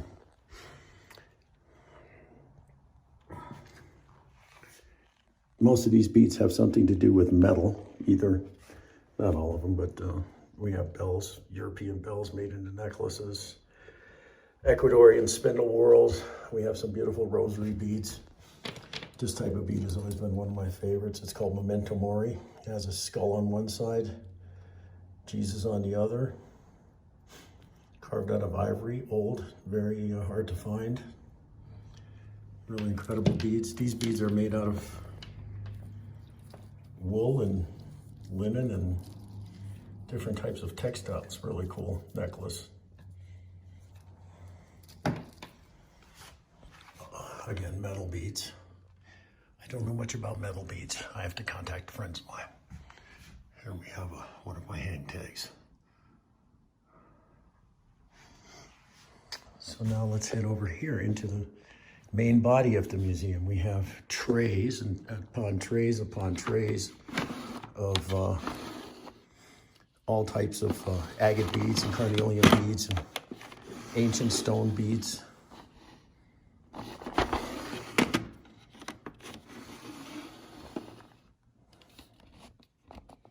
These are glazed quartz beads, also hard to find. More agates. Some people call them natural Z beads. I just call them beautiful agate beads, more beautiful agate beads.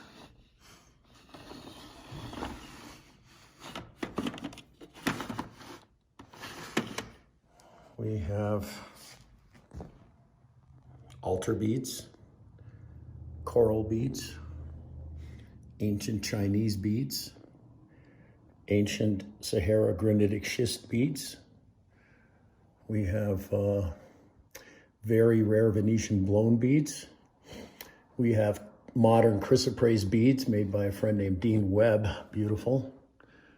Swinging around the case, we have beads made by Alan Curtis. These are colored chalcedonies, all natural colors. Beautiful, beautiful beads. More Sahara beads. More amber beads. Here we have a box of miscellaneous mismatched beads.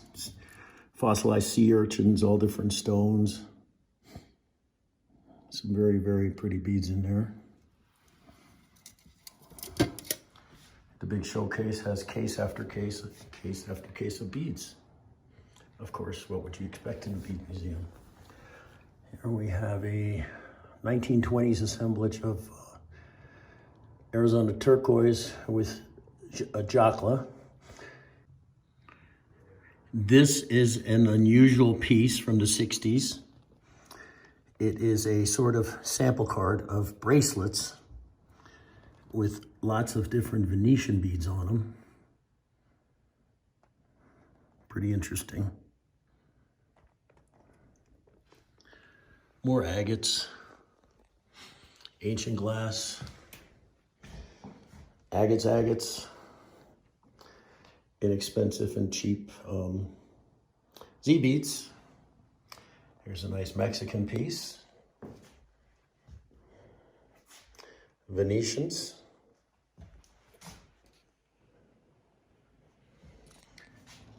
Sasanian spindle whorls. Some very rare Venetians. Beautiful strand of scorzolite. Sahara Desert.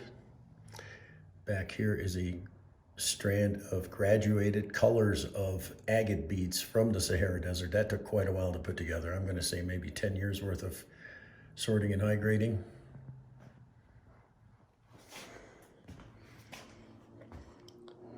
Beads made by myself, made by Alan Curtis.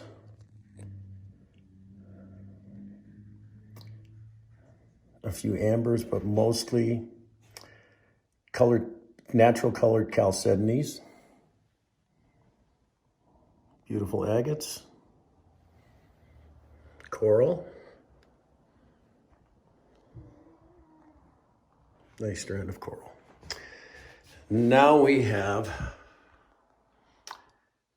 check beads and Chinese knockoff millefioris, and more check beads surrounded by Venetian beads, white hearts, green hearts, all different types. This wall is mostly glass.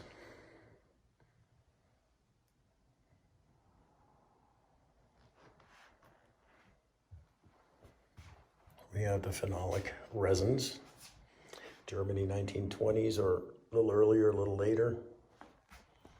We have an entire assortment of speos.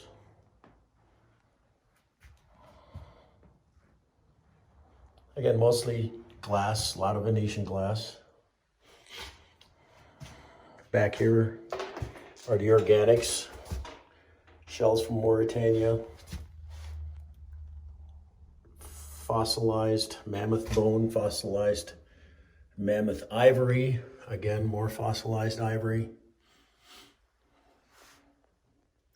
Bone, seeds, nuts, carnelians, glass turquoise, right, real turquoise, dyed coral, more turquoise.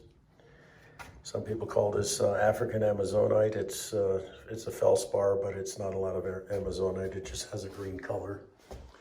Granitic schist. These are Amazonite beads.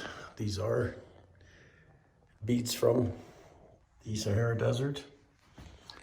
We have a few artifacts from the Sahara Desert.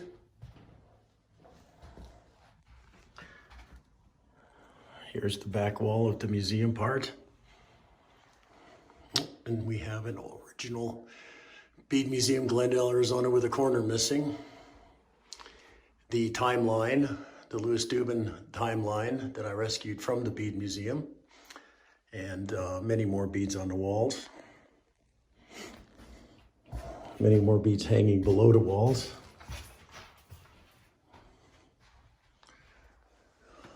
We have a Jamie Allen poster, pretty cool piece. I have an old macrame belt with Venetian beads from the 60s. How many people can say they still have one of those? Ancient beads, coral beads, amber beads, jade beads. Here we have Little museum place. Pardon the noise. Morphia beads, agate beads. A nice collection of assorted colors of the Czech talcmets. More amber.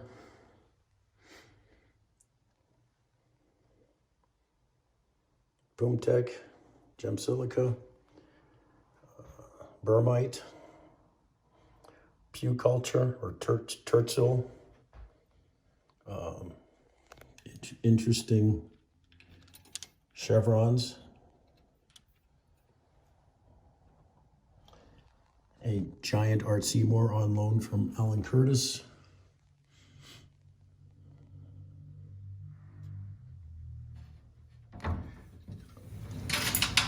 Open the glass, make more noise.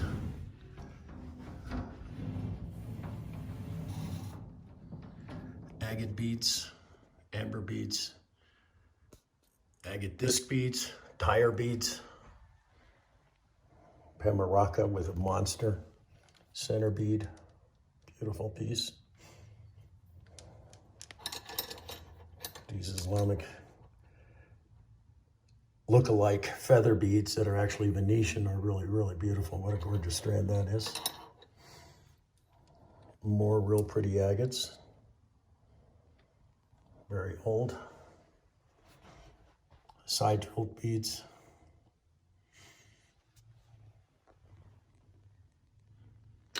And that's about it. The rest you'll have to come here in person and take a look at. We've got plenty of really cool stuff to look at. I invite you all. Prescott's a beautiful place to visit. And the town has a lot more to offer than just beads. So look me up, give me a call.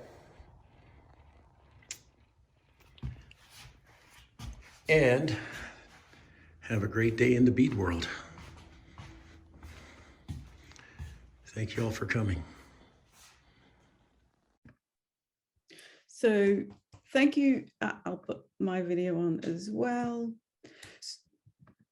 Thank you so much for sharing that with us, Thomas. Well, I wanted to say I wanted to say one thing.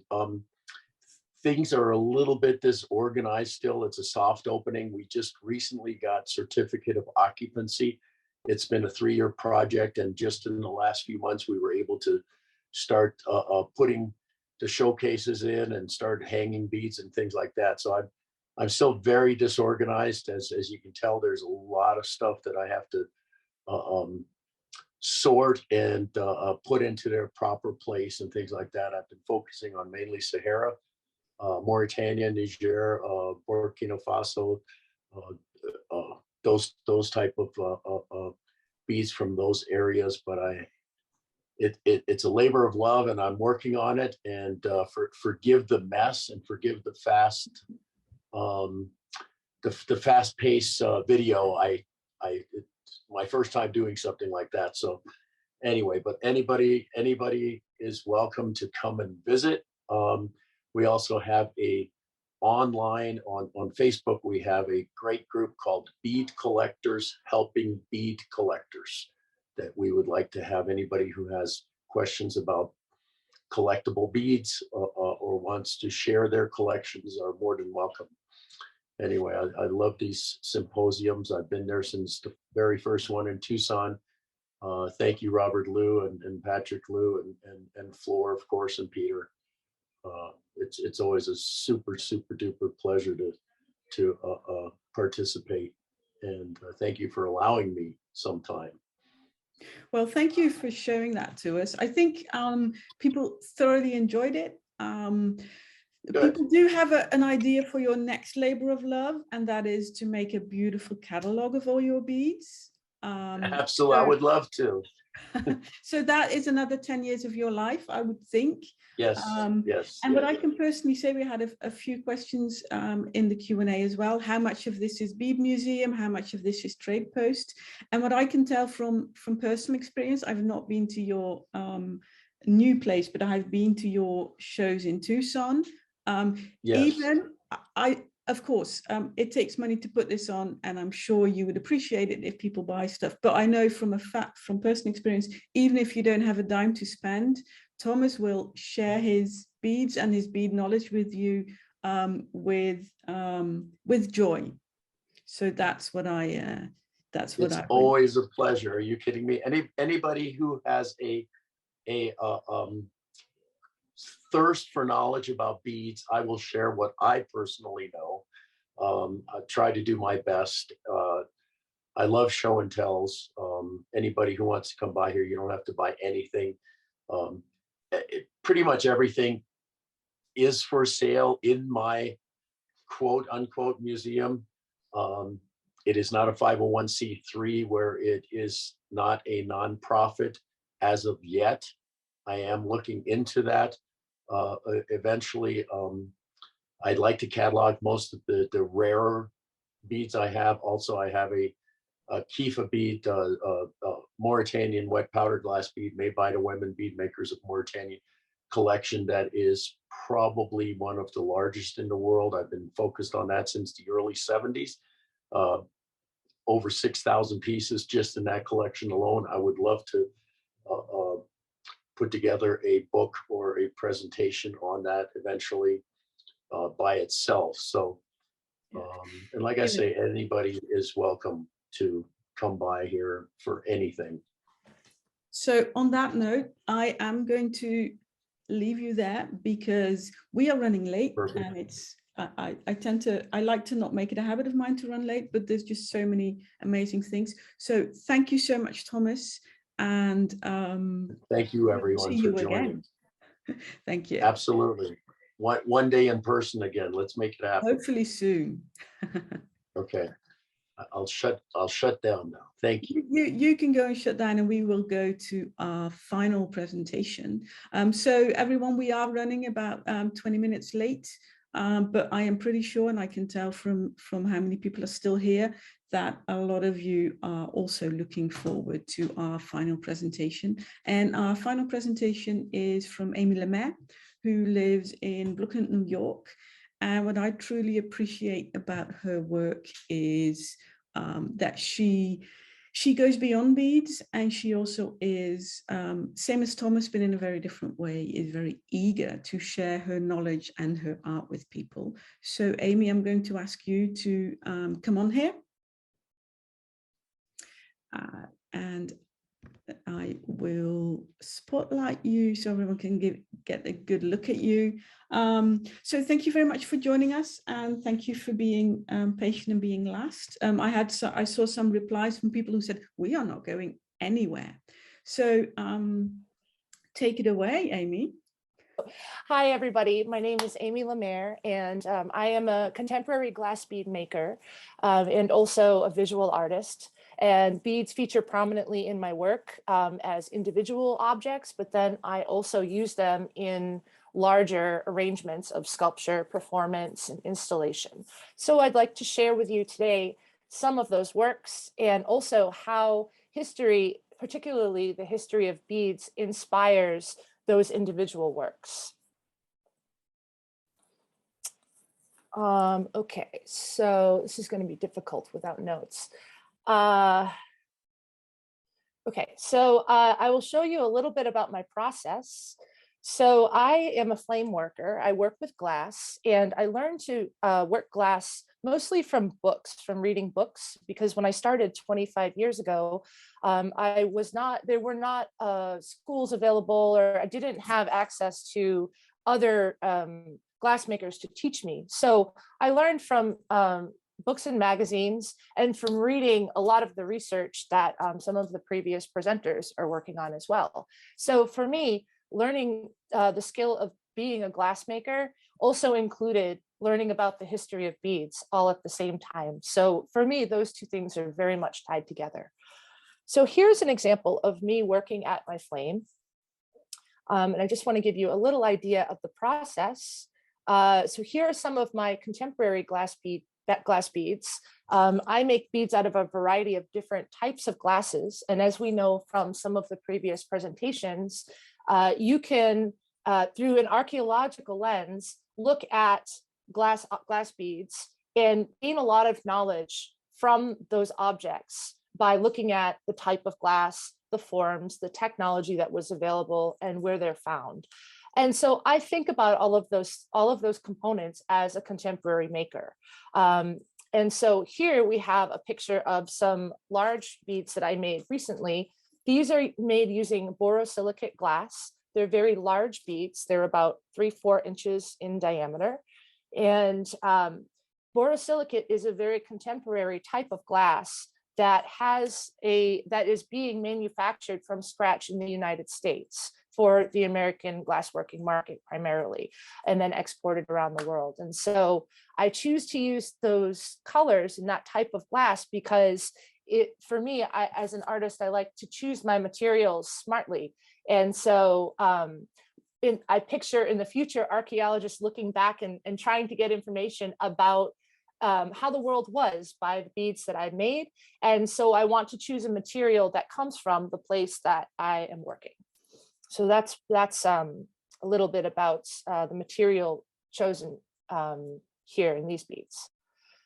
So to show you a little bit about the process of flame working and how I make my beads, this is a historical flame worker's table. So you may hear the words flame working, lamp working, or torch working used interchangeably to describe this method of melting glass at a flame and winding it around what we call a mandrel, which is a piece of metal of some sort, usually covered with a clay slip as a release agent so that you can release the bead later, and it also makes a hole in the bead. So when you're reading historical texts, you will see lamp working and flame working used, and torch working. Flame working and torch working are more of a contemporary terminology that describes more modern equipment that we have access to now. So here are some pictures of some of the burners that I have in my studio. On the right, we have a hothead torch. That's a very simple entry-level torch. This is the torch that I learned on. And then on the left, we have some more complicated and larger fires that are capable of working different types of glass and making more complex forms using the flame working technique. Here's a photo of my flame working bench set up. And you can see on the right, there are these colored glass rods, and that is my raw material that I use to make the beads. And then we have a couple of fires lit here, the torches that are used to melt the glass into the bead forms. Here's a handful of glass beads that were made for a necklace, and you can kind of see here's what they look like mid-process. So the red is the glass, and then the white that is coating these metal rods is a clay slip that allows to form a hole in the glass so that we're able to both release the glass from the mandrel and reuse that wire to make another bead. And then also it forms the hole of the bead. So when I'm working in this way, I'm making the hole first and then making the bead around the hole. After I take the glass off of that wire, then I have to clean the clay material from inside the bead holes. And this is a process. And then also at that time, I can grind and reshape the glass as well. And this is a process that is very similar to lapidary work, working stone. And in the bead industry, you will see occasions through history where beads have been ground using lapidary techniques that were being used in bead workshops that were making beads out of stone and other materials, because the glass has a similar hardness to some stones, and so can be worked with these same tools. Here are some finished flamework glass beads in a variety of shapes and colors and techniques, just to show you the breadth of different design motifs that I can achieve with just very simple tools and materials. So one of the projects I would like to share with you is a project that I call my trade route. And on this, I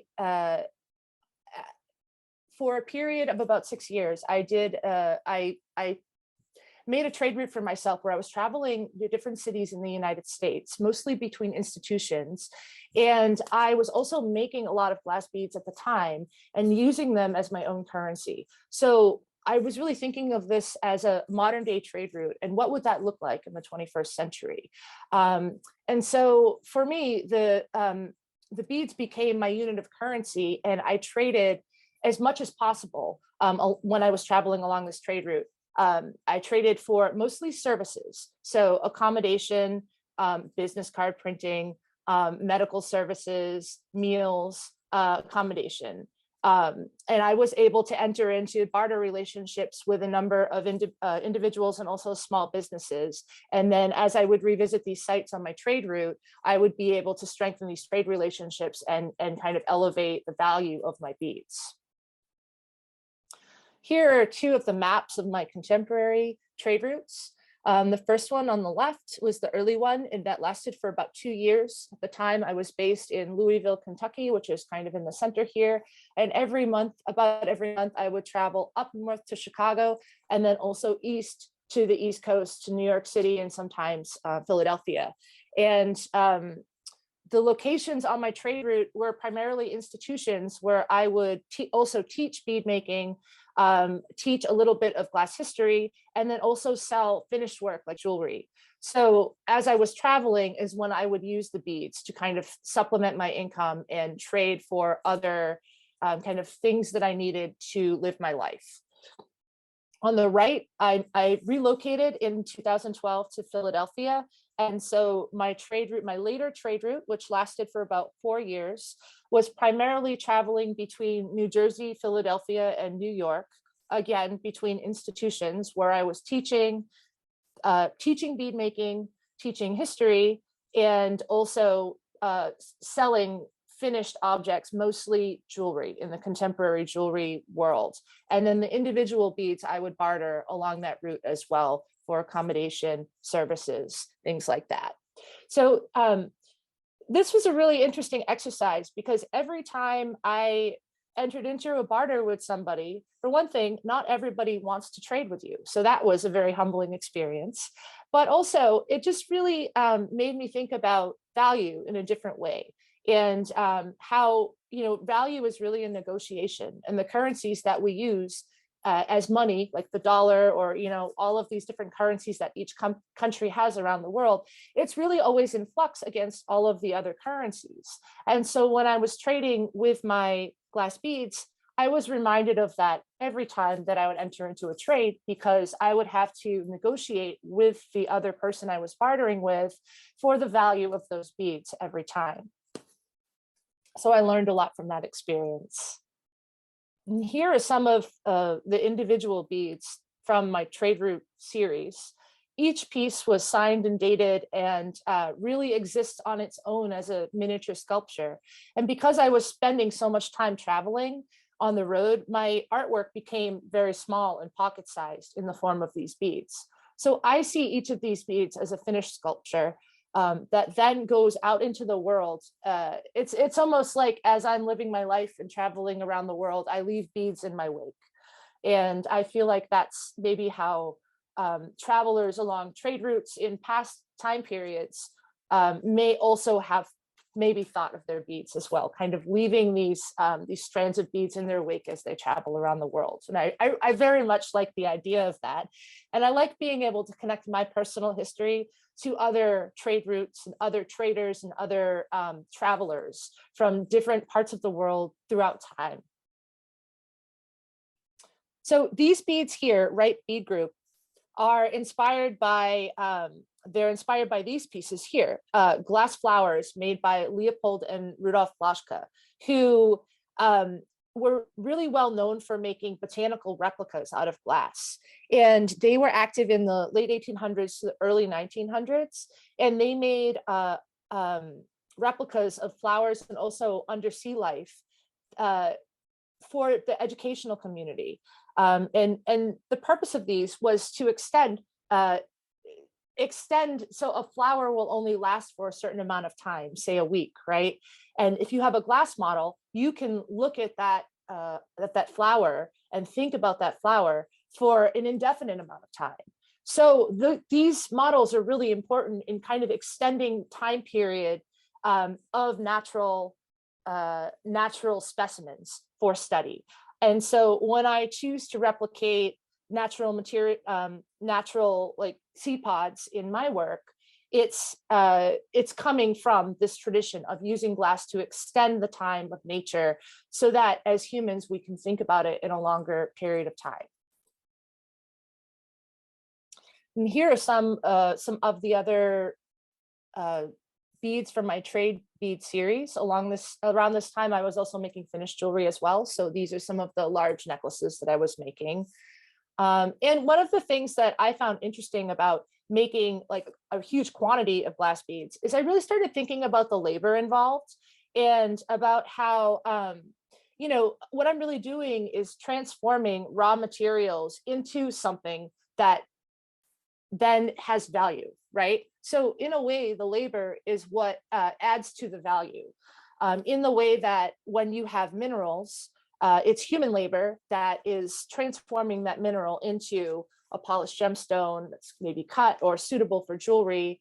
Glass kind of works in that same way, where without the human labor of manipulating that material and kind of giving it this chosen form, it would just be this kind of really not very beautiful lump of glass. So I think that there's some value in the labor as well with transforming these materials. This is a piece called Cyanometer. And here's a good example of how I'm inspired by history in my work. So these are all glass beads. And this piece was made towards the end of my trade route when I was traveling mostly through from New Jersey to New York daily. And I was looking at the horizon as a part of this driving journey. And I was noticing the color of the sky every day. And like Flora's work that kind of tracks changes over time, that gave me an idea for this piece where I really wanted to make some sort of a record of the color of the sky, because there were some really wild observations, like these kind of greenish colors. So I started doing some research and I found a cyanometer, which was invented in 1789 and was originally made this was before photography, right? And this was a device that was used to measure the blueness of the sky. And so using that as a precedent for my composition, I started mixing out of glass the individual colors that I observed on my daily commute on my trade route. And here's a close-up of some of the glass beads. So these beads, I hand mix the color and you can kind of see evidence of all of that, almost like swipes of a paintbrush. And then they're ground down using cold working equipment, which is very close to a lapidary process. And I like one more note on this. I like to think that my cyanometer tracks the color of the sky after the Industrial Revolution in the United States. And perhaps that's what accounts for some of these really wild colors like the greens and the browns that you know, might not have been there a few hundred years ago when the original cyanometers were in practice. Here's another example of how history inspires some particular pieces. On the left, we have an image of, these are wedding beads, Mali wedding beads, which are imported. They were made historically in the Czech lands, Czechoslovakia, Czech Republic, for trade in Africa. And then once they were traded to communities in Africa, it's particularly in Mali, these beads were used in wedding ceremonies. And so they gained an additional value there as having a role in a ritual. So I made a whole series based on this idea, teasing out stories from trade routes of the past and then reinterpreting them into contemporary times.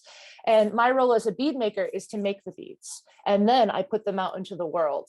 And so on the right is my interpretation of these wedding bead forms. Into a piece that I call lumbar foliage currency strand. And this piece is worn down the back instead of down the front. So it almost kind of makes like a spine down the back of the wearer. And you could also place this around the necks of two people if it were to be used in a wedding ceremony.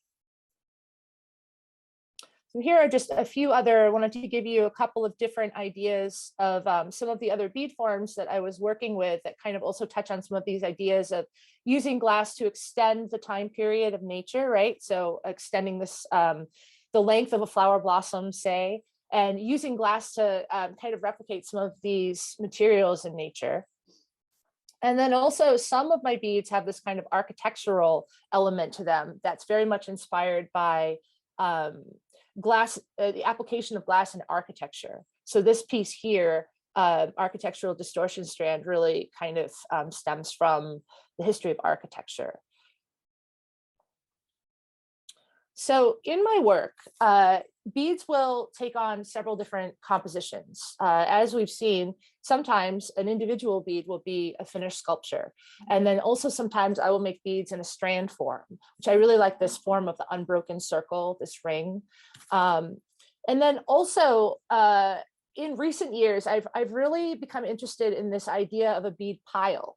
And this idea of a bead pile or a mass really comes from two things. It comes from the idea of a cairn, meaning like a pile of rocks that is sort of a beacon or marks a path if one is hiking or going through treacherous territory. And also it comes from this quote here, which came from an essay that I read from Peter Francis Jr. And the quote says, "Evidence of bead making does not rest on the uncovering of great quantities of beads, but rather on the waste materials discarded by the bead makers."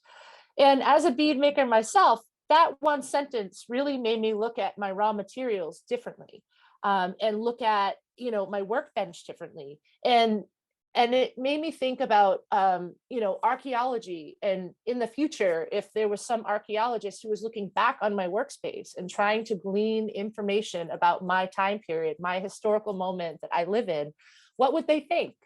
And so I started kind of playing to that idea and making pieces almost for archaeologists to find, but also to present in contemporary art and exhibit in galleries and museums as a way of talking about these ideas of kind of what is discarded and what is my role as a maker. I'm using in an age where a lot of things are kind of starting to be made by computers, CNC machining and all of this. I am an artist who very much uses my hands and my hand skills that and I come from a lineage of makers who have been making beads for thousands of years. This technique of flame working has been passed on to me.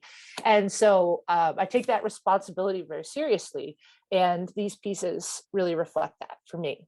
So Amy, yes, I'm thoroughly enjoying your presentation, but I am going to have to ask you to do that. We're gonna go right to the last and I'm sorry, I make notes so that I can go faster, not slower. So I really apologize, but I want to skip to my current work, yep, which is using these borosilicate glass, which is an American-made glass. And so the series that I'm working on now is called Pollen Counts. And here are some of the beads that we saw before from Pollen Count, and they are inspired by looking at microscopic images of pollen and rendering those in glass. And these are all hollow blown glass that has been mirrored on the inside. And for me, pollen has a connection to nature, but also these pollen forms for me are a metaphor for like spreading ideas out into the world, cross-pollinating. And so I made a series of jewelry. I've also been using these in sculpture, and I've been making individual sculptures as well of these independent pollen grades. And the styling of the beads comes also from glass history. And over here on the right, we can see two Christmas ornaments that come from Germany, that were made in Germany in the beginning of the 20th century, that are blown glass that had been silvered on the inside. So that's really where I'm kind of taking some visual cues for the styling of my beads. And here's another one here. So the color palette for this borosilicate glass that I'm finding being made kind of all around me in these glass blowing communities is really wild. There's opal, there's all kinds of transparents and opaque colors. This is daffodil pollen, so inspired by the shapes of daffodil pollen. And again, this also kind of has to do with this idea of extending nature, extending the time period of nature. This is a piece called Pollen Flow that was collected by the Museum of Art and Design recently for their permanent collection. And this piece for me is kind of an abstracted view of pollen, where each bead, rather than rather than sculpting a piece of pollen, it's kind of almost like if you had a time, like a motion blur. It's more about the idea that pollen moves through space to cross-pollinate. And that's how I see ideas moving around the world. And me as an educator, that's kind of how I see the ideas that I communicate with my students around the world. Here's a pollen pile. So these beads got too large to be useful or wearable as jewelry. And so I use them in sculpture. So this pollen pile goes back to that idea of having this refuse from a bead making studio, this pile of beads, and how can that be interpreted in the current moment to give information about what's happening now. And I've also been using these beads and their symbolism in sculpture as well. So this is a piece called Synapse, and it is a beacon in a way. This piece is about education. I'm a teacher and I work in group studios teaching bead making. And for me, this piece is a beacon. It lights up, it has a sensor. So when the viewer comes up on the piece, it will blink in recognition of the viewer. And then it's comprised of all of these beads. The synapse is what happens when the light goes on. And these beads are all mirrorized and they're kind of reflecting the light. And then you have this idea of these pollen beads kind of cross-pollinating, which is all the things that happen in education, which is very important to me. So that's the series that I'm continuing to work on now with these pollen beads, and probably will for some time in the future. And that's all I have for you today. So thank you so much.